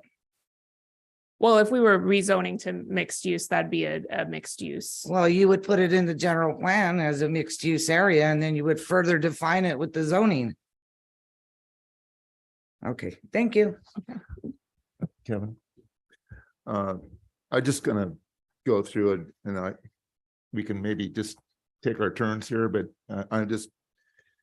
some of the issues here that number one is that I believe that there should be a plan development process for pretty much all the zones. Industrial, commercial, they should all have that option. I think that the main issue I have is it's going to be very difficult in some cases for the applicant if he's suggesting a plan development that doesn't have anything to do with use, but it's mainly just setbacks or some issues. it can be possibly classified as a conditional use permit, because for that to go to a rezone and go back to the city council, I think it'd be more appropriate for a rezone, for the city council to consider changes of use or creative uses. That is something that the city council would probably sink their teeth in, but if it's just other issues that that could be covered as a conditional use permit, such as what I mentioned, setbacks, variance in parking, maybe some density. But then again, we have to be clear on the threshold here. I'm not really clear on number one. I think we need resolution on what the definition of a planned development is. So we will Specifically. define it better in the amended code, but even if we allow for a planned development, you are still beholden to that density in the general plan. So if the general plan says you have a density range, even with the planned development, you can't, let's say, lower it or increase it. That's more of a general plan amendment. And that would be reiterated depending on where we go from here. If we would say, you still have to conform with the general. Right. Because I really want to be clear on what is a planned development, what is a conditional use permit, because there's some areas here that are overlapping. And we really need clarity on this, because I'm cautioned. I always kind of have some problems with layers of bureaucracy in a way that are not necessary, that are pretty much what we should be looking at, and city council, what they should be looking at. I don't think that this is a good use of our time and their time to be looking at issues other than density or use, for example. But some of these other peripheral components to a project that are not as significant, I think, can be classified as conditional use permit. I don't think that, I know we haven't talked about the cost involved with rezone and all that, and the time. I think it's we have to be careful about that. Those are my concerns. With the cost factor, as we move forward, we can address, what's the plan about 8,000? I don't know it off the top of my head. We can, even though it's a rezone, we could establish a fee just for a plan development. So because the plan development portion only requires us to write an ordinance, it's not that much extra work. We have to write a resolution anyways. When if you recall in the resolution for the plan development, we have in the conditions of approval, we list the rules. So it would, instead of it saying resolution on the front, it just says ordinance on the front. So it's not that much more staff work.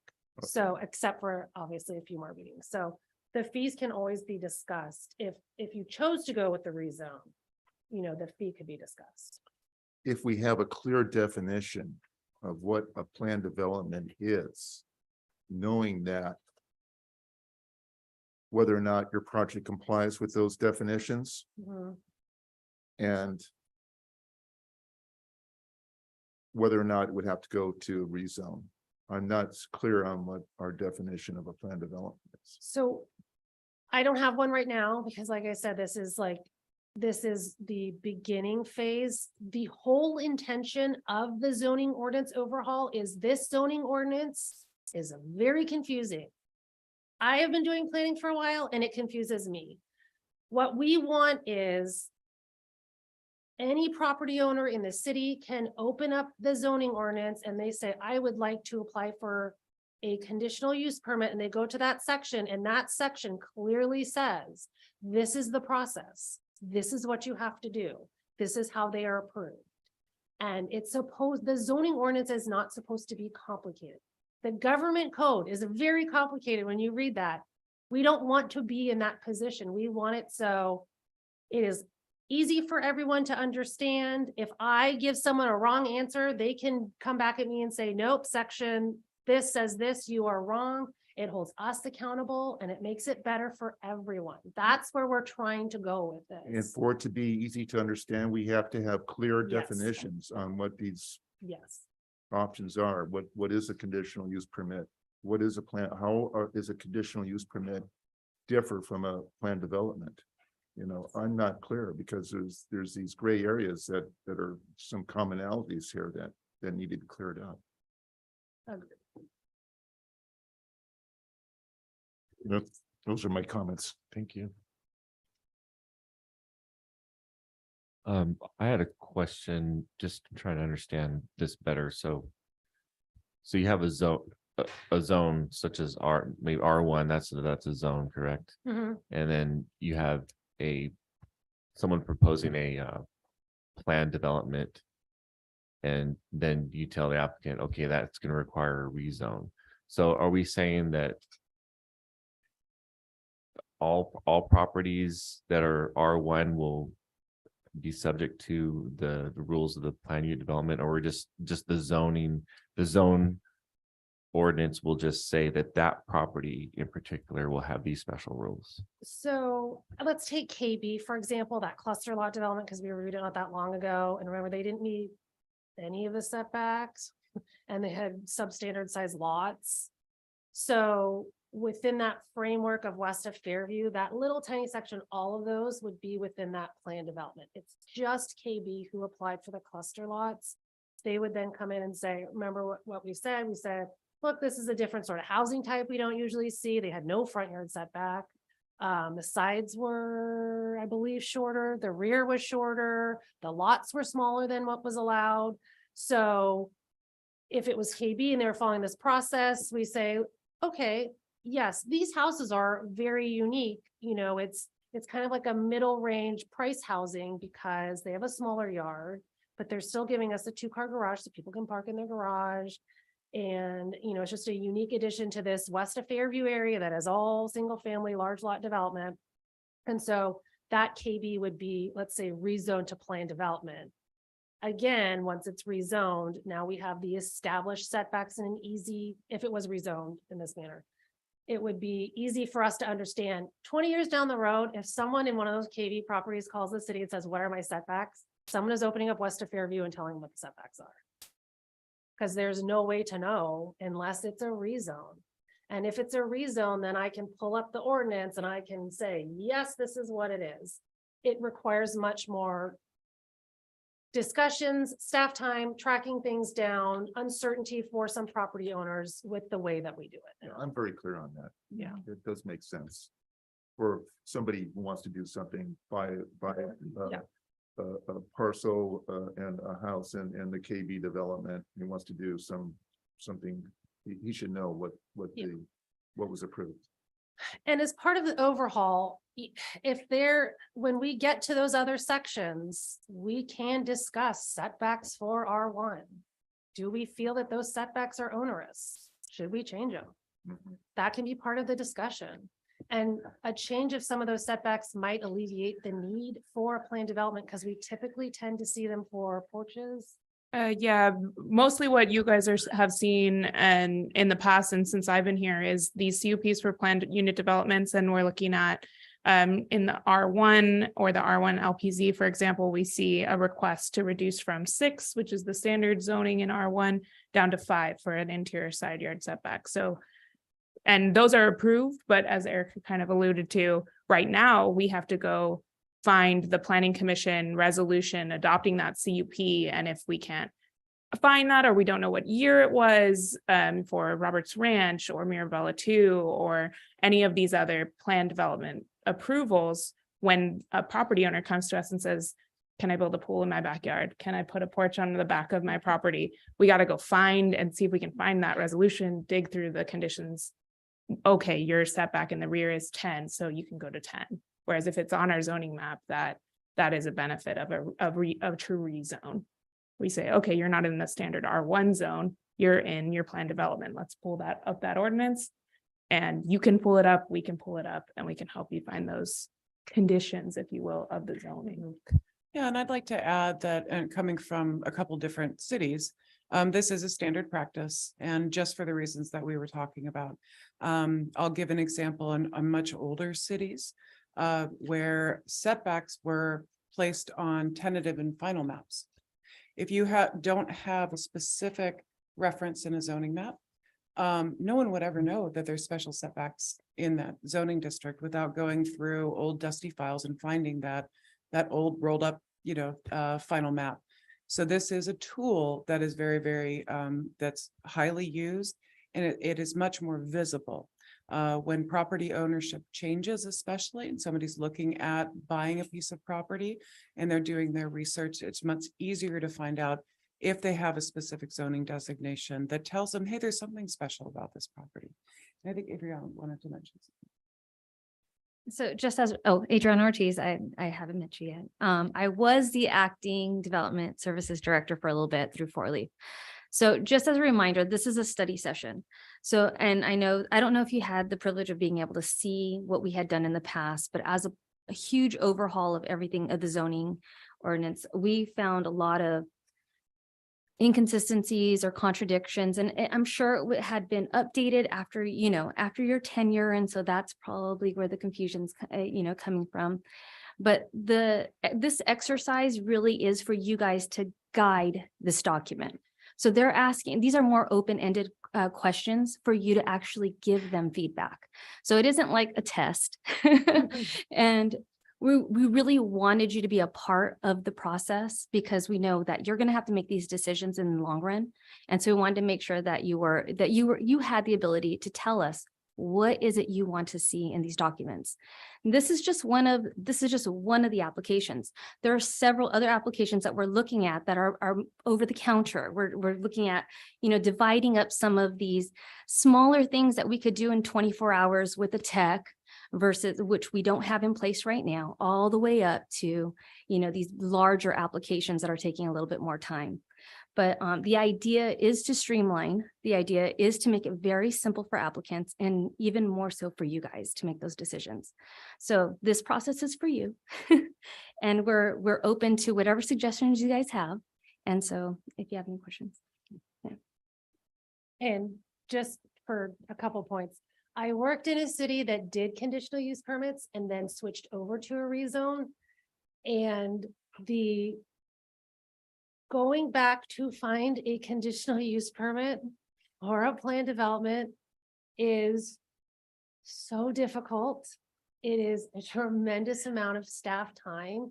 And there were a number where we couldn't make a decision because we couldn't find them. And then it would have to go to the city attorney. And in some cases, their setbacks were their setbacks. They couldn't add up. We're trying to, again, make this easier for people, both for us and for the public. They really should be empowered to get their own answer if they want it and to know what they can do with their property without us getting involved. They might have a specific question that they can't really, get to us in a manner that we would understand. And so, but maybe they open up their regulations. They say, yes, that's, what I want to do. So we'd like to be able to get to that point for them. And that's the whole point of this. One of the points of this overhaul is to get in that direction. And again, not a topic of discussion tonight, but as we roll through this, you probably want to, keep this in the back of your head. As we're rolling through this entire zoning ordinance, we are seeing plan development requests for very similar things. And that is probably something for the most part that we could cover in the development standards that are already in the code. And we can craft them in such a way. We have 6 foot side yard. I believe most people are trying to go to a 5. 5 is consistent with many other cities. They do a 5 on the side, and that's probably why those developers want to go with the 5. We are seeing they would like a reduced setback in the front for a porch. A porch is a great idea. You want them close to the sidewalk. It activates the street. It provides a unique element onto a house. That isn't appropriate. Maybe the zoning ordinance allows for a porch to be closer to a certain degree. And so that would eliminate a step for people that they have to go through now. And then would make planned developments this other sort of unique development where they're trying to do something different. rather than just this things we're seeing over and over and over again. That is kind of a waste of your time, a waste of everyone's time. And, that would be more of a streamlining issue that we could, if you wanted to, discuss when we get to that section.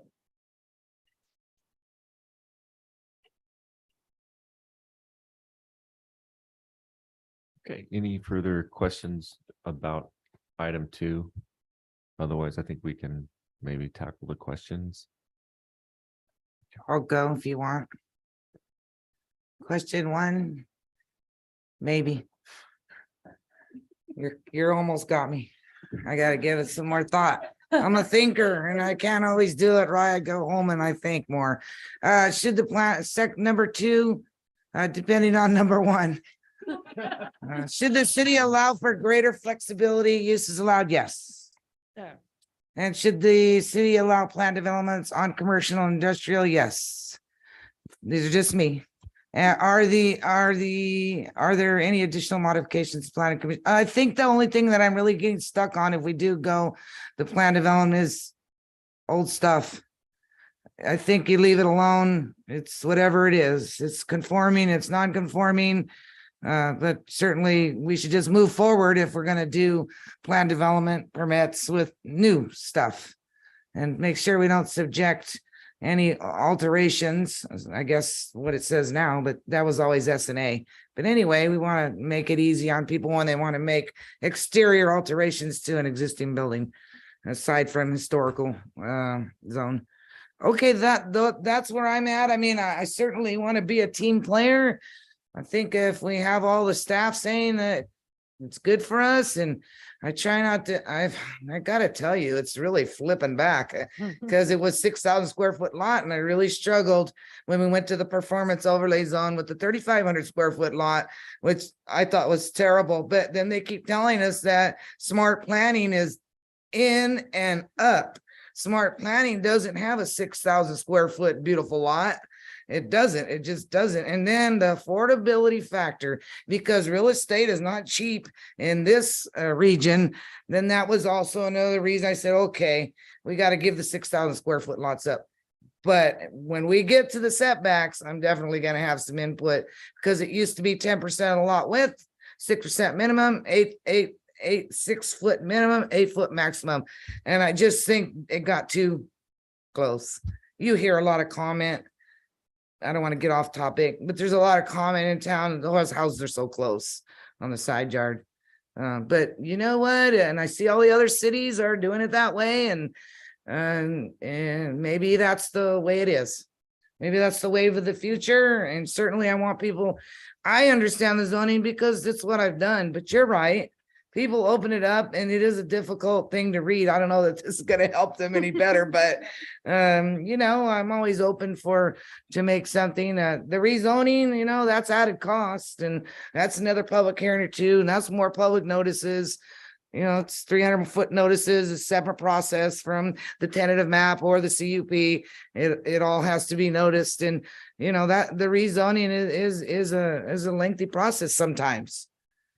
But, that's all my answers. I'm very interested in what the other commissioners Can I have to ask say. a follow-up question? Oh, sure. You mentioned you don't want it on an existing building, but then you referenced back to that section of the code. Would you, let's say there's a shopping center and now they want to allow some uses and they think a planned development is the way to go. Would you be okay with it? Like if the property owner on an existing property? Oh, yes. I wanted was to- really referring to residential of multifamily. Okay. So not commercial or industrial, just, the old duplexes and triplexes. We could, Mhm. don't require them to change that. All right. So this is how. Thank you, Yeah. Chairman. No problem. This is how I would like to proceed. So I think we should take one question at a time and just and see if we can My have, bad. see if we have a consensus on Okay. each question. So I'll start with question 1. I'll go ahead and give my take on it. So for question 1, so there was an example given initially about you know, commercial, I'm sorry, a conditional use permit where, say, someone had 20, they're allowed 20 parking spaces, but then their karate studio ended up getting super busy and they're overflowing the lot, then that conditional use permit could be revoked based on the finding that they're not respecting the 20 spaces.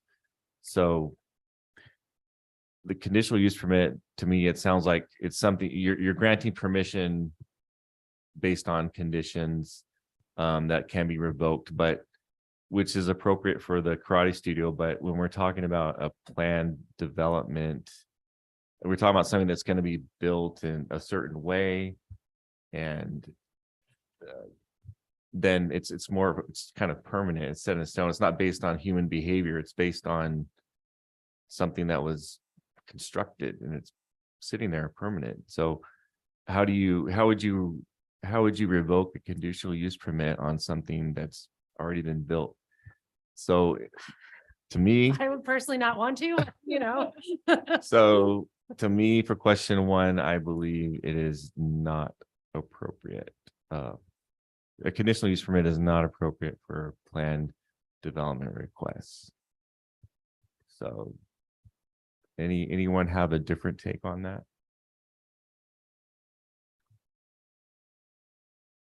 My take, if I may, Mr. Chair. Yeah. My take is that we started talking about what a conditional use is. That in some land use designations, we have permitted uses and some we have conditional uses. There could conceivably be a planned development request based on a permitted use. Correct? So if the question one is a conditional use permit appropriate for some, but not for all. Because you can have a planned development based on a permitted use.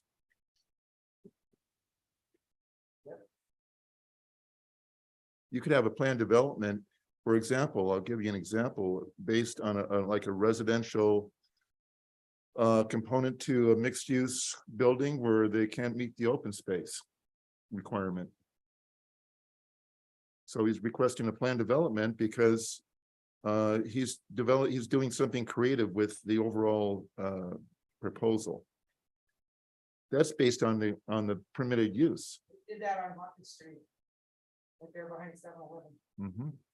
Because they couldn't meet the Yeah. yard requirement. So yes, it can be. Thank you, Carol. For the open space. So question one, is conditional use appropriate for, yes, for some, but maybe not for all. That's how I'll answer number one.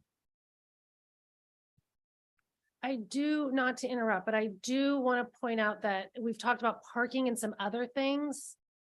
We are trying to amend the code. So right now, for the most part, your only relief is the plan development. We don't want that to be true anymore. We'd like to have, maybe you want a parking reduction, maybe you want some shared parking and it makes sense. And there's a whole different process for that. We're gonna make it easier on you as long as you can prove to us that it works. Again, with the setbacks, we keep seeing the same things over and over again. That sends a signal to us that maybe we're doing something wrong. And so we look at that. Again, we're seeing it for side yard and front yard a lot for the porches. So while we're saying use, a development standard is not technically a use. That is a development standard in the code. And they're asking for a waiver from that standard. So yes, the use is okay, but the purpose of a conditional use permit is I'm putting some conditions on your use to ensure that you don't create a burden on the neighbors. And if you did, I now have a way to revoke said use. If you are a setback, the conditional use permit is an interesting approach to do it, but we're not going to revoke your setback once you're built. So even though the word use is in there, a setback is a development standard. Okay. So if what you're saying is that there can be an application that is on a permitted use, but it's conditional use permit because there's conditions that are associated with a permitted use, that would create a conditional use? Yes, Okay, for use. okay. Setbacks, height, lot coverage, that's a development Based on a standard. permitted use, then I'll say, Yeah. if that's true, then I'll go ahead and say yes to It's a question little one. awkward. Yeah, Thank you. I would add too that one thing that doesn't depend on if it is a rezone or what process we get to with the planning commission's input, but what sometimes you'll see a conditional use permit actually come through, like, I don't know if all of this commission was part of it, but in the past, we've approved on Industrial Drive some gyms with conditional use permits, or a karate studio is actually one that we've done a conditional use permit on. And that approval is called just conditional use permit 2020-1 or whatever it is. Whereas when you see planned development permits come to you, we call them conditional use permit 2020-1 for a planned unit development. So it has a different name. And one thing I'd like to get to potentially is just calling it planned development permit. So that would just be PD 2020-1. And so then that might help with just the name convention of, you know, if that, I don't know if that's a helpful Then- statement or not. I don't know if I mentioned it before, but what we'd like is if you are okay with the rezone, we would establish now the zoning designation map would be PD / the application number, so that we can find it really easy. And it's like quick to find it rather than this like PD combining district. Those are very hard to still figure out.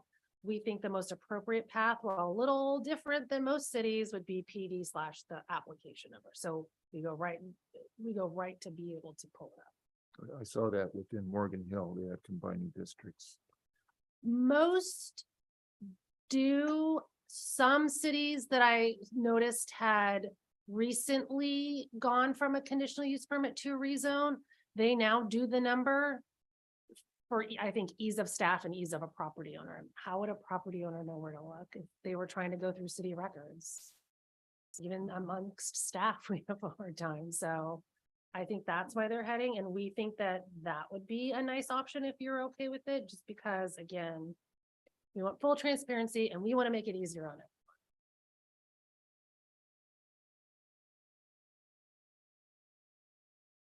All right. Anyone else have a take on question one?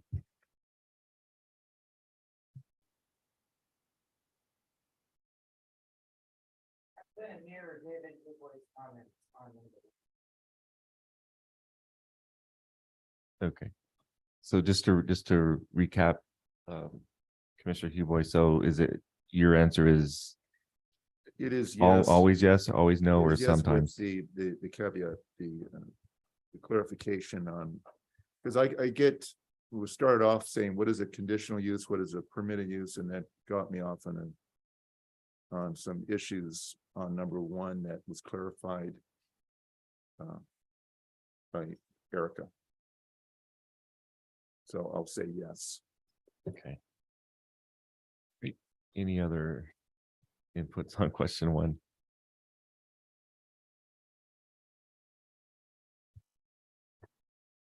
Okay, so it sounds like we're kind of split on question one.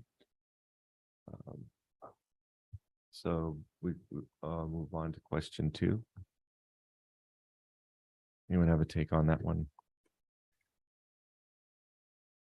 This question two is where I really need more information on question two before I can say yay or nay. I don't think we have enough information tonight for me to comfortably respond to question two, because when you're taking more time, kicking it back to the city council and all this, we need to know, I have to be really clear on the reasons why. And I don't think I really have that clarity tonight. What would be helpful for you, for us to bring back to you? I want more clarity on the definition of a planned unit development. And then the process probably as well? Yeah, on the process. Because that's really, to me, question two is the one that to me is really, really important. To really have enough information. So we're all clear on what the definitions are and reasons why it has to be rezoned. And the other thing that I can understand for the staff, to have it rezoned, without having to go back and doing all this research, and for the new homeowner to know what the planned unit development setbacks are, but there may be another way on your zoning map to indicate whether or not there was some flexibility on those development regulations without having to rezone. I'm not really sold on that. I think you could have maybe a dash line around that property and with a saying this was a planned unit development, such and such number, but it's still part of that zone without having to go through a rezone. I'm not sold on why you have to rezone that particular piece of property and go through the extensive procedure. And because you have clarity on what those new setbacks and regulations are, there may be another way of doing it on your zoning map. I'm not sure about if that's the only way to go. I think, David, they're trying to make sure in the future that everybody's well aware of what it is. Yes. That maybe it's simpler to just have a simple rezone so that the information is all in one spot. And they're not looking to see if it's a planned development, it'll just already say on the zoning map. I hear what you're saying. Yeah. Maybe there's a way to do it, identify it. Could be another way of doing it. Yeah.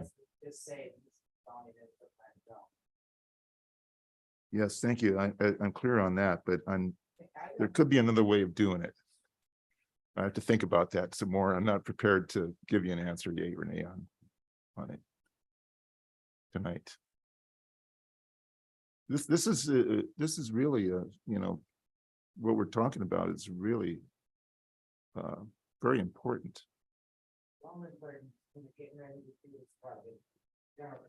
And I appreciate all your research and all what you've done so far. So Commissioner Huboy, so I have just a question. So for question 2, so what is so we know about 2 different vehicles for getting a planned unit plan development done. One is the conditional use permit, other one is a rezone. So we know that we're doing CUPs now here. We know that all the jurisdictions around us are doing rezones. So is there a third option that you were thinking of that could be a vehicle for doing a planned unit development? Instead of having a rezone? Yes, and not a conditional use permit.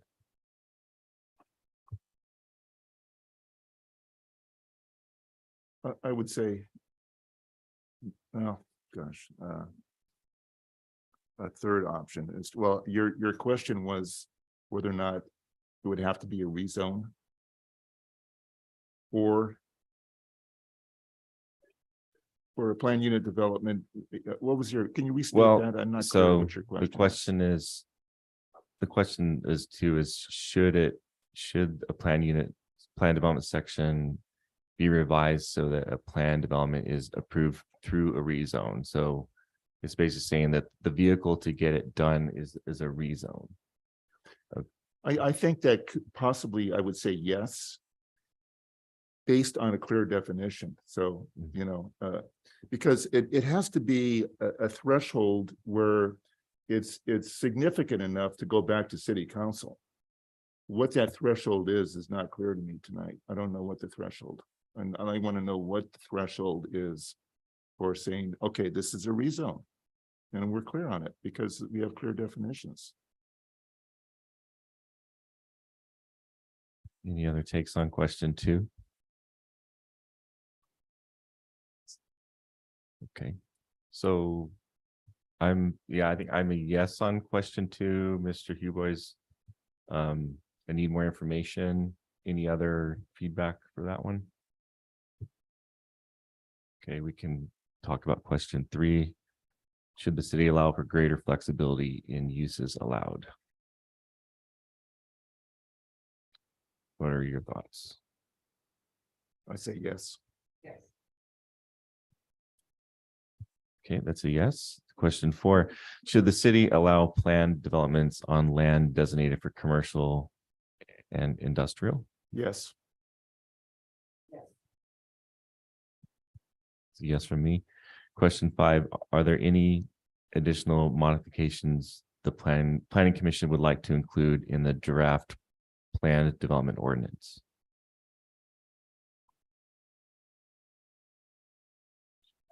I probably, once I see the draft, I know you want direction.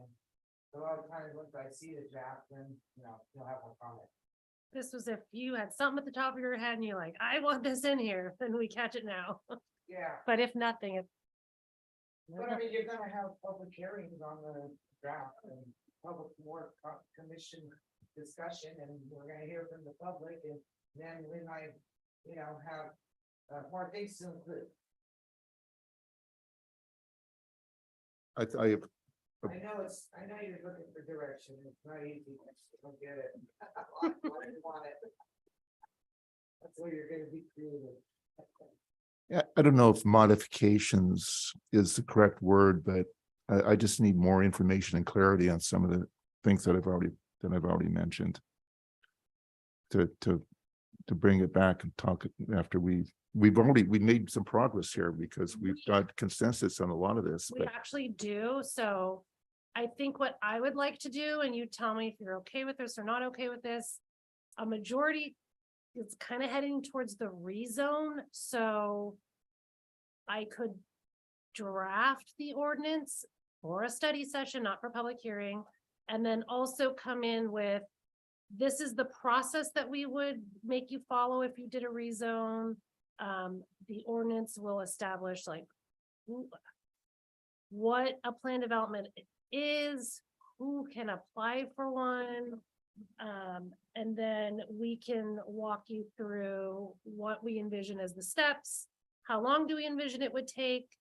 I can pull some examples of some ones that we've approved, let's say in the last 2 years, and we can look at what were we really approving those for to kind of have some background information. Also, if we're constantly approving them for the same thing, again, that might be something that we want to talk about. Because if it was already in the zoning ordinance, we've just eliminated a step for everyone and a permit fee. So I could go that path if you want, but I suggest a study session, not a public hearing. It's up to you.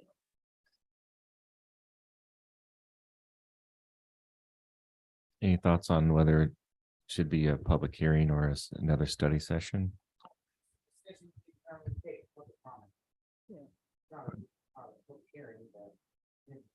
Want to know what really serve the public, and you always let them speak. I'd like to see this be subject to public hearing. Yes. Because it affects a lot in our community that we're talking about this. We're talking about this tonight, and then once everything's said and done, you've got the community of designers, community of builders, community of building practitioners, and that this affects a lot of people in our community, and but I don't know if they're going to know about it to come into a public hearing. I don't know how we're going to do that, but I'd like to see the public, a little bit more public awareness. Somehow we can promote this to the general public so that they see what their thoughts are. Commissioner Hugh Boyd, there will be a public hearing regardless. So I think what Eric is proposing is that there would be a study session and then a public hearing. Yes. Oh, okay. Another study session. So, Okay. so if this assists at all, this would be at a study session where you get to look at the draft and give us comments, not like where we come and say, here, look at this, give a recommendation to the city council. So this would be another opportunity for a discussion, go over it. We may or may not pull plan development out of phase 2 because we have some projects that are non-residential that would like a plan development. So we can talk about that at the study session, whether or not we want to pull it out. But if we had the study session, let's say you had some minor comments or no comments at all, This would not then go to public hearing until that entire 17.24 goes. So this is one of many steps before we have that full section complete. And we anticipate a number of study sessions on each section of this chapter where we kind of flesh it all out, we get it ready to go, and then we start with public hearings. And there'll probably be several public hearings because there's so much in this that people have the opportunity to speak at a study session, they'll have opportunity to speak at a public hearing, and this is a long process. Man, and I was so hoping you'd have it all done before I got about it. Just to be honest, journal plans are dry. It was never my favorite document, but it's the most important document of the city. It addresses all of the infrastructure in the city, not just planning. You know, I'm going to suffer through it, but I was really hoping that you'd be sorry.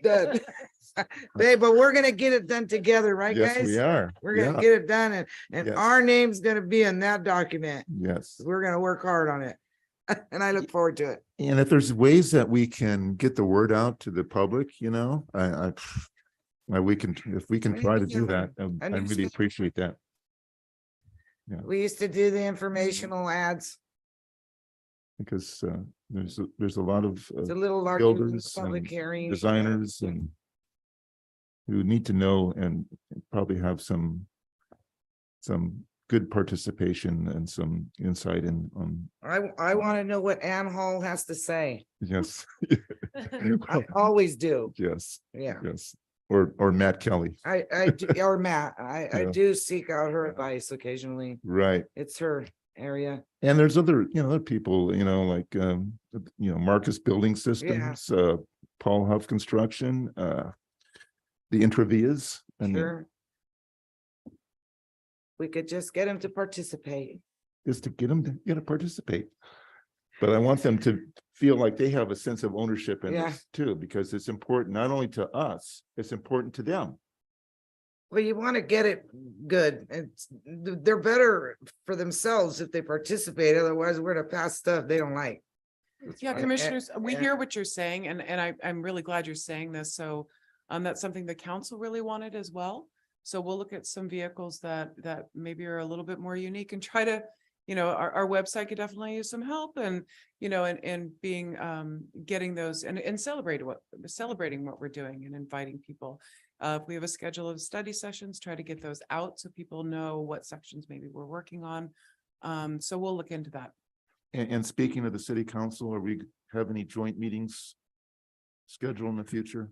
So as you guys are aware, we scheduled out these regular study sessions with the planning commission so we can do exactly what we're doing today and talk about 1 or 2 sections at a time and just kind of work through doing this whole overhaul. I'm in communications with the city manager because they're obviously open to these study sessions are open to become a joint session, but I know that the city manager's office and city clerks are having difficulty pinning down a majority of the council. So we'll definitely let you guys know and the council if they're coming to any one of these sessions, and we'll, as staff, if we know that ahead of time, we'll try and make it a big one, an important one, so that you guys all can talk about it together. But for now, unless otherwise known, we're just going to keep going with planning commission and bring the council in whenever they're available to come into these. So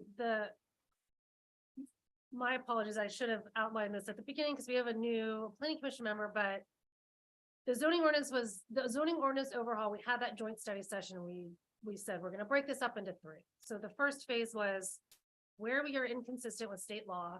And you've looked at SB 9, which is that 2-unit housing development, ADUs, accessory dwelling units, and density bonuses. So those items are going to the council on the 21st, and hopefully they get adopted. And then phase 1 is hopefully complete, unless the state decides to pass any more laws and we have to go back and fix those sections. But we will hope they do not. Phase 2 was supposed to be, when we had discussed it, site and architectural review only. because we wanted to get that cleaned up, make the process a little bit easier. Then when we discussed it, many months passed, staff came to you and said, we realized when we started looking at it, we couldn't just do one section. We have to do it all in this chapter 17.24. And to do it all is a lot of work. And so we had kind of pulled out that phase 2A, and the rest of it became phase 2B. And phase 2B is every section within 17.24 now. And our intention, as we discussed it before, was to have, if it's a difficult subject, we bring it to you, we ask you questions, you tell us which way you'd like to go, then we go back and write it. If it's not really something that we feel like is controversial or is kind of too crazy, maybe just the section on how a public hearing is conducted, whatever it might be, then we would just draft it for you to look at. We anticipate that this is going to take, if we are lucky, 9 months plus, because it is a lot of work. And then once it's done, we've had several study sessions, we've worked it out. Then we move on to public hearing. We will probably have several public hearings because it is so much. It wouldn't be fair to the public to drop it all at once. We get it ready to go, and then it goes up to council, and then this section is adopted. Once that is done, then the rest of the work begins, and it is every section in the zoning ordinance: parking, landscaping, fences, definitions, everything will get overhauled. And then again, that is probably a year plus. In the meantime, if a law gets changed, if the planning commission decides that something really isn't working, or one setbacks or a use or whatever it is, we can work that in. Those are minor amendments that we can discuss and maybe make. The rest of it is a major overhaul. So hopefully in 2 years, we have a brand new zoning ordinance that is easy to read. It is easy to understand. It has uses that are current with what is happening in the world today. There are definitions for all of those uses. The parking is consistent with today's standards. And it is, again, easy to understand, easy to interpret, lists out permitting requirements. Again, user-friendly, you can hold us accountable, and that sort of thing going forward. But this is a 2-year or longer process. It's a long one. Study session 1. Good luck. This was a good one. The dreaded ad hoc, and I'm really glad to hear that. Yeah.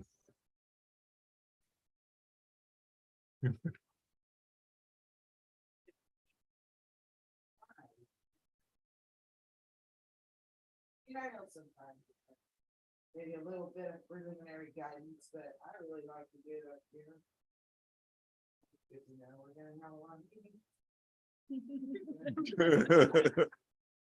No, you might go faster than you think, because telling you the public is not getting involved in planning until it's too late, and I'll say, I don't know how many speakers you're gonna get here. I'm sure the development community will turn out. But, sometimes they can be a guide as well, because they do live in the real world. I always appreciate the good developers outlook on development. There it is. Thank you, Erica. Thank you for helping me. Thank you very much. Thank you. Jeffrey, I apologize, and I don't know that I had a good cut in, but you did write down for public comment on both items. Did you still want to speak, or?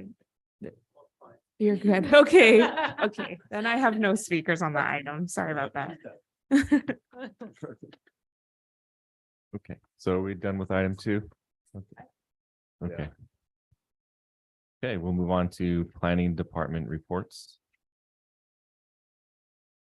I don't believe I have any reports. Okay, we'll move on to planning commission reports. So go ahead. I'm Oh, sorry. okay, no Sorry. problem. I was just gonna say, I wanted to be the first one to welcome Commissioner Lenore to the Planning Commission. I wouldn't be here if it wasn't for her. He was my planning commissioner. Yeah. And, I really appreciated him. He's a code guy. Yeah, You so- got to stay on top of things if you want to talk. He's code guy. Yeah, I had to get it out a few times. Okay. Thank you. Yeah, I couldn't imagine a scenario where we would both be on the commission because we live in the same district, Right. but I wasn't thinking about the Right, the the mayor's large spot. position, Yeah. yeah. I was very blessed by Mia to ask me. Yeah, I didn't ask. I didn't. There's a story I said to my husband. I wonder who she's gonna ask for planning commission. Oh, maybe she'll ask me. Oh, maybe she won't. And I looked at her and go, maybe I should just be done. And he goes, yeah, maybe. And then she came over the next day. And she said, I want to ask you a favor. And I go, okay. She goes, Yeah. would you consider being on the planning commission? I go, yes. Yeah. And I very much look forward. It's nice to meet you. Dolores Morales is my council person. And it's so nice to meet you, Luke. I look forward to working with all of you guys. And I definitely am gonna probably enjoy it. Planning's best, politics not so good. So the less you send to the council, the better. Sorry. Yeah, thank you. That's all I have. Any other reports from the I planning? Commission? also want to thank Adriano Ortiz for her work as an interim planning director and our new director, Christy Yes. Hopper. Welcome on board. Exciting, very exciting. Yeah, and again, I just took the wind out of my sails about Carol Lenore. We've known her for a long time. Always enjoyed working with her and wealth of experience and. Well, it's David, very I always looked at you for the site architectural guidance. You got the eye. I don't have that eye. And I tell him, David, is that good? Is that good? Do you think that's good? Because he's into architectural enhancement. That's what I like. So I've learned a lot from you. Right, and I personally want to thank Roland Resendez for reappointing me to the commission and the other city council persons. Appreciate that. It's been, I guess I'm going on my 19th year now. Long time. Yeah. I used to deliver the packets to you. Remember? To the Yes. hospital. I was the girl that did it all. I delivered the agenda to him for years. Yeah. That's great. Okay, any other reports? Okay, can we get a motion to adjourn? So moved. We have a motion to adjourn. Is there a second? Second. All in favor? Aye. Aye. Aye.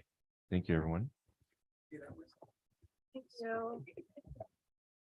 Let's see. Turn it off somewhere. I'll just leave it. Well, Gotta go home and. Here we go, a moment now. See you guys in the morning. Yeah, thank you.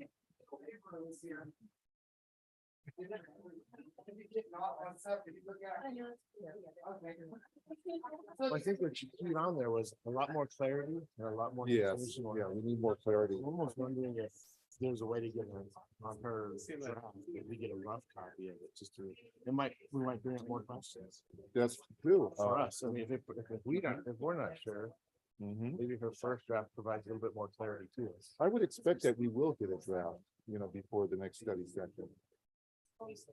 Yeah, I would expect that. And So I think if you. whenever I have, some questions, I always. Well, that's why I take these home to my wife. I know she watches this. So, It's funny, almost everything I write my notes on, so YouTube, I would say for like that R1. It's like, talk about letting the wind out of your sails. So I'm just. Maybe you can put something on it. Everything on my notes. Yeah. As fast as I'm writing them. As fast as I'm writing them. I tell you, Thank you. Keep going for it. Philadelphia. Just look at like for new development in the R1. I just want my numbers to.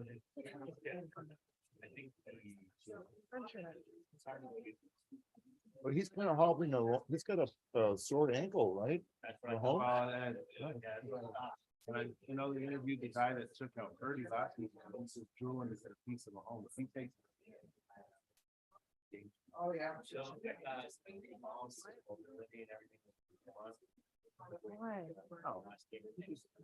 He could throw a ball backwards and not look and still be active. Should be a good game. Yeah. I'm still kind of sore at Philadelphia for what they did to our 49ers. Ooh, that was.